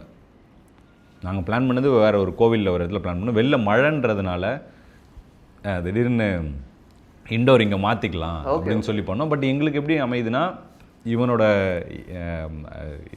இளவரசனோட என் பாயிண்ட்டும் இவனோட என் பாயிண்ட்டும் கிட்டத்தட்ட ஒரே இடம். ஒரு பொய்டிக் ஜஸ்டிஸ் கிடைச்சிருச்சு. ஆமாம், அது அந்த இடத்துல கிடச்சிருது. எங்கே நீ அவனை துரத்தனையோ அதே இடத்துல நீ விழுந்து செத்து போயிட்ட அப்படிங்கிற ஒரு பாயிண்ட் வந்து எங்களுக்கு அது மூலமாக கிடச்சிது. சூப்பருங்க, ரொம்ப ரொம்ப சந்தோஷம் ஆக்சுவலாக. ஏன்னா நல்ல சீன் அது. இந்த சீனுக்குள்ளேயே ஒரு படம் இருக்குது. ஆமாம், ஒரு ஓப்பனிங் இருக்குது, ஒரு நல்ல கான்ஃப்ளிக்ட் இருக்குது, ஒரு மிடில் இருக்குது, நல்ல க்ளோஷர் இருக்குது. அண்ட் அதுவே இந்த படத்தினுடைய ஒரு கிளைமேக்ஸ் போர்ஷனாக அமைஞ்சது வந்து ரொம்ப நல்ல பிரில்லியன்ட் ரைட்டிங் ஆக்சுவலாக. அது ஒரு கட்டத்தில் பிரச்சனையாகவும் அமைஞ்சிருச்சு. என்ன பிரச்சனை இதில்? என்ன பிரச்சனையாக அமைஞ்சிச்சுன்னா ஒரு சின்ன பிரச்சனை தான். பல பேருக்கு இதில் இந்த சீன் வந்து ஒரு ஹைலைட்டாக வந்ததுனால இந்த சீன் தான் எண்டோ அப்படிங்கிறது. இதுக்கு மேலே இந்த இந்த இந்த எல்லா எமோஷனும் இந்த படத்துக்குள்ளே அவங்களுக்கு வந்துடும். ஒரு தேவையான அந்த இந்த இந்த இதில் வந்து அவனுக்காக வருத்தப்படுவாங்க, தாண்டவம் மேலே கோவப்படுவாங்க, குந்திக்காக அழுவாங்க. குந்தி சீனில் அவன் அழும்போது இவங்களுக்கும் அந்த ஒரு எமோஷன் இருக்கும். கடைசியாக இவன் காலில் விழும்போச்சா சூப்பரில் அப்படிங்கிறது இருக்கும். எல்லா எமோஷனும் இதில் கிடச்சிட்டதுக்கப்புறம் அதுக்கடுத்து ஓடுறது எல்லாமே அவங்களுக்கு வேல்யூ இல்லாமல் போயிடுது. இது ஒரு எண்டாக வைக்கிற அந்த சீன், இவர் அந்த எரியிற அந்த சீன் வைக்கிறப்போயும் அதுவுமே ஒரு மாதிரி பொயட்டிக்காக இருக்கிறதுனால இதுக்கு மேலே என்ன இந்த படத்தில் நம்ம இது பண்ண வரப்போகுது அப்படிங்கிற, எனக்கு இங்கேயே படம் முடிஞ்சிருச்சு அப்படிங்கிற மாதிரி ஒரு இது வருது. படிக்கும்போது இது ஒரு சில பேர் எனக்கு மென்ஷன் பண்ணாங்க, எங்கள் கிளைமேக்ஸ் மேலே கிளைமேக்ஸாக வந்துட்டே இருக்குது, எல்லாம் நல்லா இருக்குது, ஆனால் கிளைமேக்ஸ் மேலே கிளைமேக்ஸாக இதான் எண்டுன்ற மாதிரி போயிட்டுருக்கு அப்படின்னாங்க. எனக்கு நிஜமாலே அப்படி தோணலை, எழுதும் போது அப்படி தோணலை. இல்லையே இது கம்மியாக இருக்க மாதிரி இருக்குது. ஆனால் எடுத்ததுக்கப்புறம் தான் தெரியுது அது ஒரு ஜெய்ஜாண்டிக்காக வளர்ந்து நிற்குது இந்த சீன். எழுதும் போது இந்தளவுக்கு அது ஜெய்ஜாண்டிக்காக இருக்குன்னு யோசிக்கவே இல்லை. எழுதும் போது ஐயோ இதெல்லாம் பத்தாதுன்னு நிறைய எழுதுகிறோம். ஆனால் விஷுவலாக வரும்போது ஒரு ஷாட் போதும் உங்களுக்கு. ஆமாம், நிறைய சீன்ஸில் வந்து அது புரிஞ்சிடும். இப்போ 10 விஷயம் அப்படி எழுதுவோம், அப்படியே பக்கமாக எழுதுவோம், ஒரே ஒரு ஷாட்டில் அது எல்லாமே புரிஞ்சிடும். அதுதான் சினிமாவோட பியூட்டியே. அப்போ அதை வந்து நம்ம புரிஞ்சுக்கணும். இப்போ எழுதும் போது நான் அந்த செகண்ட் படம் எழுதும் போது இதெல்லாம் யோசிக்கிறேன், ஓகே இவ்வளோ இது பண்ணால் போதும், நம்ம ரொம்ப இது பண்ண வேணாம். இங்கேவே உட்காந்து எடிட் பண்ணுறேன். இதுவே வந்து எடிட்டடாக தான் எழுதியிருப்பேன், ஜமாவும் எடிட்டடாக தான் எழுதியிருப்பேன். அதுவுமே எடிட்டாக தான் எழுதவே தோணுது.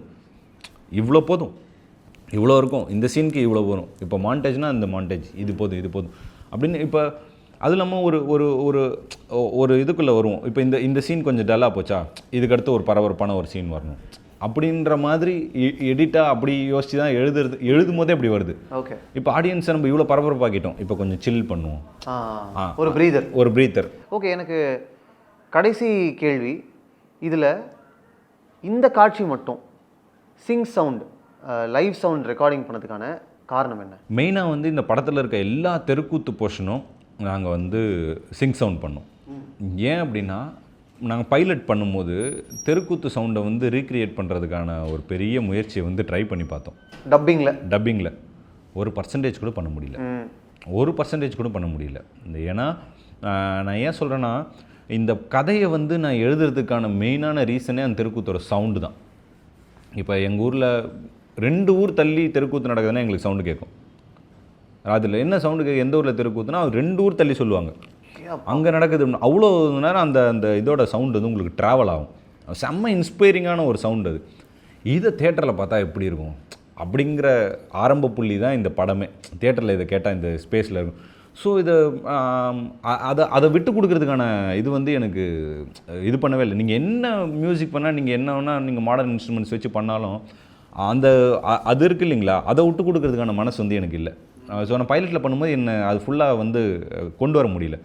படம் பண்ணும்போது முடிவு பண்ணது தான், என்னனாலுமே ஷோராக வந்து சிங் சவுண்ட் தான் போகிறோம். எனக்கு அங்கே இருக்கிற சவுண்ட் வந்து அப்படியே வந்து ரீட்டைன் ஆகணும் அப்படிங்கிறது தான் வந்து முடிவு பண்ணும்போது எங்களுக்கு இந்த சீனுக்கும் இருக்கான ஒரு ப்ரிவிலேஜ் கிடச்சி. நாங்கள் ஒரு டேஸ் வந்து பிளான் பண்ணியிருந்தோம். அதாண்டி ஒரு நாள் எங்களுக்கு இருக்க மாதிரி இருக்கிறதுனால இந்த சீனுக்கு பண்ணலாம், இதுவும் ரொம்ப ஒரு முக்கியமான சீனுங்கிறதுனால ட்ரை பண்ணுவோம் அப்படிங்கிறது. எல்லாருக்குமே சிங் சவுண்ட் பண்ணணுங்கிற ஒரு ஆசை இருக்கும்ல. ஏன்னா அதோட ரியாலிட்டி நீங்கள் கொண்டு வரவே முடியாது.